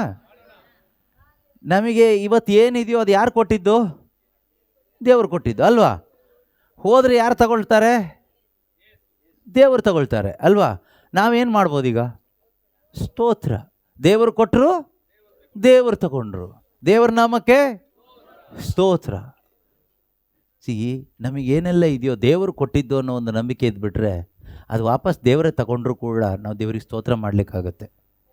ಯಾವಾಗ ನಾನು ಮಾಡಿದ್ದು, ನಾನು ಕಷ್ಟಪಟ್ಟಿದ್ದು, ನಾನು ಮಾಡಿದ್ದು, ನಾನು ತಗೊಂಡಿದ್ದು, ಇದು ನಂದು ಅಂತ ಇದೆಯಲ್ವಾ, ಅದು ನಷ್ಟ ಆಗಿ ಹೋದಾಗ ನಮಗೆ ತುಂಬ ಕಷ್ಟ ಆಗುತ್ತೆ. ಸ್ತೋತ್ರ ಮಾಡಲ್ಲ, ಶಾಪ ಆಗ್ತೀವಿ ದೇವರಿಗೆ. ಯಾಕೆ ದೇವ್ರಿಗೆ ತಗೊಂಡ್ರು? ಇದು ನಂದು ಮೊಬೈಲ್ ಫೋನು, ನಾನು ಕಷ್ಟಪಟ್ಟು ತಗೊಂಡಿದ್ದು ಗೊತ್ತಾ? ಇದು ಮೊಬೈಲ್ ಫೋನು, ಇದು ದೇವರು ಹೆಂಗೆ ತಗೊಬಿಟ್ರು? ದೇವರೇ ವಾಪಸ್ ಕೊಡಿ ನೀನು. ಈ ನಂದು ಅನ್ನೋರಿಗೆ ಒದ್ದಾಟ ಇರುತ್ತೆ. ಈ ನಂದು ಏನೂ ಇಲ್ಲ, ಎಲ್ಲ ದೇವ್ರದೇ. ದೇಹ ಯಾರ್ದು? ದೇವ್ರದ್ದು. ಆರೋಗ್ಯ ಯಾರ್ದು? ಈ ದೇವರು ಕೊಟ್ಟಿದ್ದಾರೆ. ಇದು ಯಾವಾಗ ಬೇಕಾದ್ರೂ ದೇವರು ವಾಪಸ್ ತಗೋಬೋದು. ಅವ್ರಿಗೆ ಹಕ್ಕಿಲ್ವಾ? ಕುಂಬಾರ ಮಣ್ಣಿನ ಮಡಕೆ ಅವ್ರು ಯಾವುದು ಬೇಕಾದರೂ ಯಾವಾಗ ಬೇಕಾದ್ರೂ ತಗೊಳ್ತಾರೆ, ಅವ್ರಿಗೆ ಹಕ್ಕಿದೆ. ನಿಮ್ಮ ಮನೆ ಒಳಗಡೆ ನೀವು ಕೆಲವೊಂದು ವಸ್ತುಗಳನ್ನ ತಂದಿಟ್ಟಿರ್ತೀರಿ, ಫ್ರೂಟ್ಸ್ ಇರ್ಬೋದು, ಮೊಬೈಲು, ಯಾವುದೋ ಟಿ ವಿನೋ, ವಾಷಿಂಗ್ ಮಿಷಿನೋ, ಫ್ರಿಜ್ಜೋ, ಅದೆಲ್ಲ ನಿಮಗೆ ಯಾವಾಗ ಬೇಕೋ ಆವಾಗ ಉಪಯೋಗಿಸ್ಲಿಕ್ಕೆ ಹಕ್ಕಿದೆಯಾ? ಹಕ್ಕಿದೆಯಾ? ಬೇಡ ಅಂದರೆ ಅದನ್ನು ಸೈಡಿಗೆ ಇಟ್ಬಿಟ್ಟು ಇನ್ನೊಂದು ತರಲಿಕ್ಕೆ ಹಕ್ಕಿದೆಯಾ? ಅದೇನಾದರೂ ಎದ್ದು ನಿಂತ್ಕೊಂಡು ಮಾತಾಡುತ್ತಾ? ನನ್ನನ್ನು ಯಾಕೆ ಇಷ್ಟು ದಿವಸ ಯೂಸ್ ಮಾಡಿಕೊಂಡು ಈಗ ಸೈಡಿಗೆ ಇಟ್ಟಿದೆಯಾ ಅಂತ ಹೇಳ್ಬಿಟ್ಟು ಕೇಳುತ್ತಾ? ಕೇಳಲ್ಲ. ಹಾಗೆ ನಾವು ಕೂಡ ದೇವರ ಸೃಷ್ಟಿ, ಅವರ ಮಹಿಮೆಗಾಗಿ ಸೃಷ್ಟಿಸಲ್ಪಟ್ಟವರು, ಅವರಿಗಾಗಿ ಸೃಷ್ಟಿಸಲ್ಪಟ್ಟವರು. ನಾವು ಕ್ವಶನ್ ಕೇಳಲಿಕ್ಕಿಲ್ಲ. ನಮಗೊಂದೇ ದೇವರು, ದೇವರಿಗೋಸ್ಕರ ನಾವು ಮಾಡೋದಾದ್ರೆ ಇಷ್ಟೇ, ಸ್ತೋತ್ರ, ಯೇಸುವೆ ಸ್ತೋತ್ರ, ಯೇಸುವೆ ವಂದನೆ, ಅಲ್ಲೇಲೂಯ, ಪ್ರೈಸ್ ದ ಲಾರ್ಡ್, ಅಷ್ಟೇ. ಯೋಬ ಮಾಡಿದ್ದೇನು ಗೊತ್ತಾ? ಅದೇನೆ. ದೇವರು ಕೊಟ್ಟರು, ದೇವರು ತಗೊಂಡ್ರು, ದೇವ್ರ ನಾಮಕ್ಕೆ ಸ್ತೋತ್ರ. ಸೊ ನಾವು ಸ್ತೋತ್ರ ಮಾಡೋಣವಾ? ಸ್ತೋತ್ರ, ಹಾಲೆಲೂಯ, ಯೇಸುವೆ ಸ್ತೋತ್ರ, ಯೇಸುವೆ ವಂದನೆ. ಈ ಒಂದು ಸಮಯದಲ್ಲಿ ನಿಮ್ಮಲ್ಲಿ ಯಾರಿಗೆಲ್ಲ ರೋಗಗಳಿದೆಯೋ, ಯಾರೆಲ್ಲ ಒಂದು ರೋಗದಿಂದ ಇದ್ದೀರೋ, ಖಂಡಿತವಾಗಲೂ ದೇವರಿಗೆ ಗೊತ್ತಿದೆ ನಿಮಗೇನು ಬೇಕು, ಸೌಖ್ಯ ಬೇಕು ಅಂತ. ಆದರೂ ಕೂಡ ಆ ಒಂದು ನಂಬಿಕೆಯಲ್ಲಿ, ದೇವರೇ ನಿನಗೆಲ್ಲ ಗೊತ್ತಿದೆ, ಆದರೆ ನೀನು ಹೇಳಿದೀಯಾ ಪ್ರಾರ್ಥನೆ ಮಾಡಿರಿ ಎಂದು. ನಾವು ಪ್ರಾರ್ಥನೆ ಮಾಡೋಣ. ನಿಮಗೆ ಏನು ಅಗತ್ಯ ಇದೆಯೋ ಕೊಡುವವರು ದೇವರಾಗಿದ್ದಾರೆ, ದೇವರು ಕೊಡ್ತಾರೆ. ಅವರ ಇಚ್ಛೆ ಇದ್ದರೆ ಸಿಗುತ್ತೆ, ಅವ್ರ ಇಚ್ಛೆ ಇಲ್ಲ ಅಂದರೆ ಇನ್ನು ಫೋರ್ಸ್ಫುಲಿ ತಗೊಂಡು ಪ್ರಯೋಜನ ಇಲ್ಲ. ಅದರಿಂದ ದೇವರೇ ನಿನ್ನ ಇಚ್ಛೆ ಏನಿದೆಯೋ ಅದು ನನ್ನಲ್ಲಿ ನೆರವೇರಲಿ. ಆಸೆ ಪಡಿ, ಏನು ಆಸೆ ಪಡಿ ಗೊತ್ತಾ ನೀವು? ದೇವರೇ ನಾನು ನಿನ್ನ ಮಹಿಮೆಗಾಗಿ ಬದುಕಬೇಕು. ಯಾಕೆ ಬದುಕಬೇಕು? ಅಷ್ಟೇ ಆಸೆ ಪಡಿ, ನಮ್ಮ ಸುಖಕ್ಕೋಸ್ಕರ ಅಲ್ಲ. ದೇವರೇ ಈ ದೇಹದಲ್ಲಿ ಯಾರಿಗೋಸ್ಕರ ಬದುಕಬೇಕು? ನಾನು ನಿನ್ನ ಮಹಿಮೆಗಾಗಿ ಬದುಕಬೇಕು, ನಿನಗೋಸ್ಕರ ಬದುಕಬೇಕು. ನಿನಗೋಸ್ಕರ, ನಿನ್ನ ಮಹಿಮೆಗಾಗಿ ನಾನು ಈ ದೇಹದಲ್ಲಿ ಬದುಕಬೇಕು. ಈ ದೇಹ ಯಾರಿಗೆ ಉಪಯೋಗ ಆಗಬೇಕು? ಪಿಶಾಚಿಗೆ ಉಪಯೋಗ ಆಗಬಾರ್ದು. ಯಾರಿಗೆ ಉಪಯೋಗ ಆಗಬೇಕು? ಈ ದೇಹದ ಕರ್ತ ಯಾರು? ಈ ದೇಹವನ್ನು ಸೃಷ್ಟಿ ಮಾಡಿದ ಯಾರು? ಸೃಷ್ಟಿಕರ್ತನಾದ ದೇವರು ಅಲ್ವಾ? ಸೊ ಆ ರಕ್ಷಕನಾದ ದೇವರಿಗೆ, ಯೇಸು ಕರ್ತನಿಗೆ ನಮ್ಮ ದೇಹಗಳು ಉಪಯೋಗ ಆಗಬೇಕು, ನಮ್ಮ ಜೀವಿತಗಳು ಉಪಯೋಗ ಆಗಬೇಕು. ಆದ್ದರಿಂದ ಪ್ರೀತಿಯ ಸಹೋದರ ಸಹೋದರಿಯರೇ, ದೇವರೇ ಈ ದೇಹದ ಮುಖಾಂತರ ನಿನಗೆ ಮಹಿಮೆ ಆಗಬೇಕು, ನಿನ್ನ ಇಚ್ಛೆ ನನ್ನಲ್ಲಿ ನೆರವೇರುವಂತೆ, ನನಗೆ ಬೇಕಾದಂಥ ಏನು ನೀನು ನಿಶ್ಚಯ ಮಾಡಿದೆಯೋ ಅದನ್ನು ದಯಪಾಲಿಸಿ ಸ್ವಾಮಿ. ಅದನ್ನು ನಾನು ಸ್ವೀಕಾರ ಮಾಡುವಂತೆ ಪರಿಶುದ್ಧಾತ್ಮನೇ ನನಗೆ ಸಹಾಯ ಮಾಡಿ ಅಂತ ಒಂದು ನಿಮಿಷ ನಾವು ಪ್ರಾರ್ಥನೆ ಮಾಡೋಣ. ನಾವೆಲ್ಲರೂ ಕೂಡ ಇಲ್ಲಿರುವ ನಿಮ್ಮೆಲ್ಲರಿಗಾಗಿ ಈ ಸಮಯದಲ್ಲಿ ಒಟ್ಟಾಗಿ ನಾವು ಪ್ರಾರ್ಥಿಸೋಣ. ಅಪ್ಪ ತಂದೆಯಾದ ದೇವರೇ, ಈ ಒಂದು ಸ್ಥಳಕ್ಕಾಗಿ ನಿಮಗೆ ಸ್ತೋತ್ರ ಮಾಡ್ತಾ ಇದ್ದೇವೆ, ಈ ಒಂದು ದಿನಕ್ಕಾಗಿ ನಿಮಗೆ ಸ್ತೋತ್ರ ಮಾಡ್ತಾ ಇದ್ದೇವೆ. ಇಲ್ಲಿ ಸೇರಿರುವಂತಹ, ಈ ಒಂದು ಆಶ್ರಮದಲ್ಲಿ ಇರುವಂತಹ ಎಲ್ಲರಿಗಾಗಿ ನಿಮಗೆ ಸ್ತೋತ್ರ ಮಾಡ್ತಾ ಇದ್ದೇವೆ. ಇವರಲ್ಲಿ ನೀವು ಉಂಟು ಮಾಡಿದ ದಾಹಕ್ಕಾಗಿ ಸ್ತೋತ್ರ. ನಿಮ್ಮ ವಾಕ್ಯಕ್ಕಾಗಿ ಇವರು ದಾಹಗೊಂಡಿದ್ದಾರೆ ಸ್ವಾಮಿ. ಪ್ರತಿ ವಾರವೂ ಕೂಡ ನಿಮ್ಮ ವಾಕ್ಯವನ್ನು ಆಲಿಸುವ ಈ ಎಲ್ಲ ಸಹೋದರ ಸಹೋದರಿಯರಿಗಾಗಿ ಸ್ತೋತ್ರ ಮಾಡ್ತಾ ಇದ್ದೇವಪ್ಪ. ಪಿತನೆ, ಇವರು ಯಾರು ಅನಾಥರಲ್ಲ, ಇವರಿಗೆ ನೀವಿದ್ದೀರಿ ತಂದೆಯಾಗಿ, ನೀವಿದ್ದೀರಿ ಇವರಿಗೆ ತಾಯಿಯಾಗಿ, ನೀವಿದ್ದೀರಿ ಇವರಿಗೆ ಸಂಗಾತಿಯಾಗಿ, ನೀವಿದ್ದೀರಿ ಇವರಿಗೆ ಸ್ನೇಹಿತನಾಗಿ, ಬಂಧುವಾಗಿ, ಜೊತೆಗಾರನಾಗಿ, ಜೀವವಾಗಿ, ಸತ್ಯವಾಗಿ, ಮಾರ್ಗವಾಗಿ, ದೇವರಾಗಿ, ರಕ್ಷಕನಾಗಿ ನೀವು ಇವರೊಂದಿಗೆ ಇದ್ದೀರಿ ಅಪ್ಪ. ಅದಕ್ಕಾಗಿ ನಿಮಗೆ ಸ್ತೋತ್ರ ಸ್ತೋತ್ರ ಸ್ತೋತ್ರ. ಯೇಸುವೆ, ಇಮ್ಯಾನುವೇಲ್ ಆಗಿ ನಮ್ಮ ಜೊತೆಯಲ್ಲಿ ಇರುವಾತನೇ ನಿಮಗೆ ಸ್ತೋತ್ರವಾಗಲಿ. ಈ ಒಂದು ಸಮೂಹದಲ್ಲಿ ಯಾರಾದರೂ ಅನಾರೋಗ್ಯದಿಂದ ಇದ್ದರೆ, ಯೇಸುವೆ ನಿಮ್ಮ ನಾಮಕ್ಕೆ ಶಕ್ತಿ ಇದೆ. ಯೇಸು ಕ್ರಿಸ್ತನ ನಾಮದ ಶಕ್ತಿಯಿಂದ ರೋಗಿಗಳಲ್ಲಿ ಸ್ವಸ್ಥತೆ ಉಂಟಾಗಲಿ, ರೋಗ ಬಿಟ್ಟು ಹೋಗಲಿ ಯೇಸು ನಾಮದಲ್ಲಿ. ಯಾರ ಶರೀರದಲ್ಲೋ ಮನಸ್ಸಿನಲ್ಲೋ ಯಾವುದಾದರೂ ಸೈತಾನನ ಕಾರ್ಯಗಳಿದ್ದರೆ ಯೇಸು ನಾಮದ ಶಕ್ತಿಯಿಂದ ಆಜ್ಞಾಪಿಸ್ತಾ ಇದ್ದೇವೆ, ಸೈತಾನನ ಕಾರ್ಯಗಳು ಲಯವಾಗಿ ಹೋಗಲಿ, ಸೈತಾನನ ಸ್ವಾಧೀನ ಬಿಟ್ಟು ತೊಲಗು ಎಂದು ಆಜ್ಞೆ ಮಾಡ್ತಾ ಇದ್ದೇವೆ. ಯೇಸುವಿನ ಪರಿಶುದ್ಧವಾದ ರಕ್ತವನ್ನು ಇಲ್ಲಿರುವ ಪ್ರತಿಯೊಬ್ಬರ ಮೇಲೂ, ಈ ಸ್ಥಳದಲ್ಲಿ ಕೆಲಸ ಮಾಡುವ ಪ್ರತಿಯೊಬ್ಬರ ಮೇಲೂ ಚಿಮುಕಿಸ್ತಾ ಇದ್ದೇವೆ. ಯೇಸುವಿನ ರಕ್ತ ಎಲ್ಲಿದೆಯೋ ಅಲ್ಲಿ ವಿಮೋಚನೆ ಇದೆ, ಅಲ್ಲಿ ಬಿಡುಗಡೆ ಇದೆ, ಅಲ್ಲಿ ಪಾಪ ಕ್ಷಮೆ ಇದೆ, ಅಲ್ಲಿ ಸ್ವರ್ಗೀಯ ಸಂರಕ್ಷಣೆ ಇದೆ. ಯೇಸು ನಾಮದಲ್ಲಿ ಈ ಸ್ಥಳದಲ್ಲಿ ಕೆಲಸ ಮಾಡುವ, ಇವರನ್ನು ನೋಡಿಕೊಳ್ಳುವ ಎಲ್ಲರನ್ನ ಯೇಸು ನಾಮದಲ್ಲಿ ಆಶೀರ್ವದಿಸ್ತಾ ಇದ್ದೇವಪ್ಪ. ಇಲ್ಲಿರ್ತಕ್ಕಂಥ ಪ್ರತಿಯೊಬ್ಬರು, ಇವರಿಗೆ ಸಹಾಯ ಮಾಡುವ ಪ್ರತಿಯೊಬ್ಬರು ಯೇಸು ನಾಮದಲ್ಲಿ ಆಶೀರ್ವದಿಸಲ್ಪಡಲಿ ಅಪ್ಪ.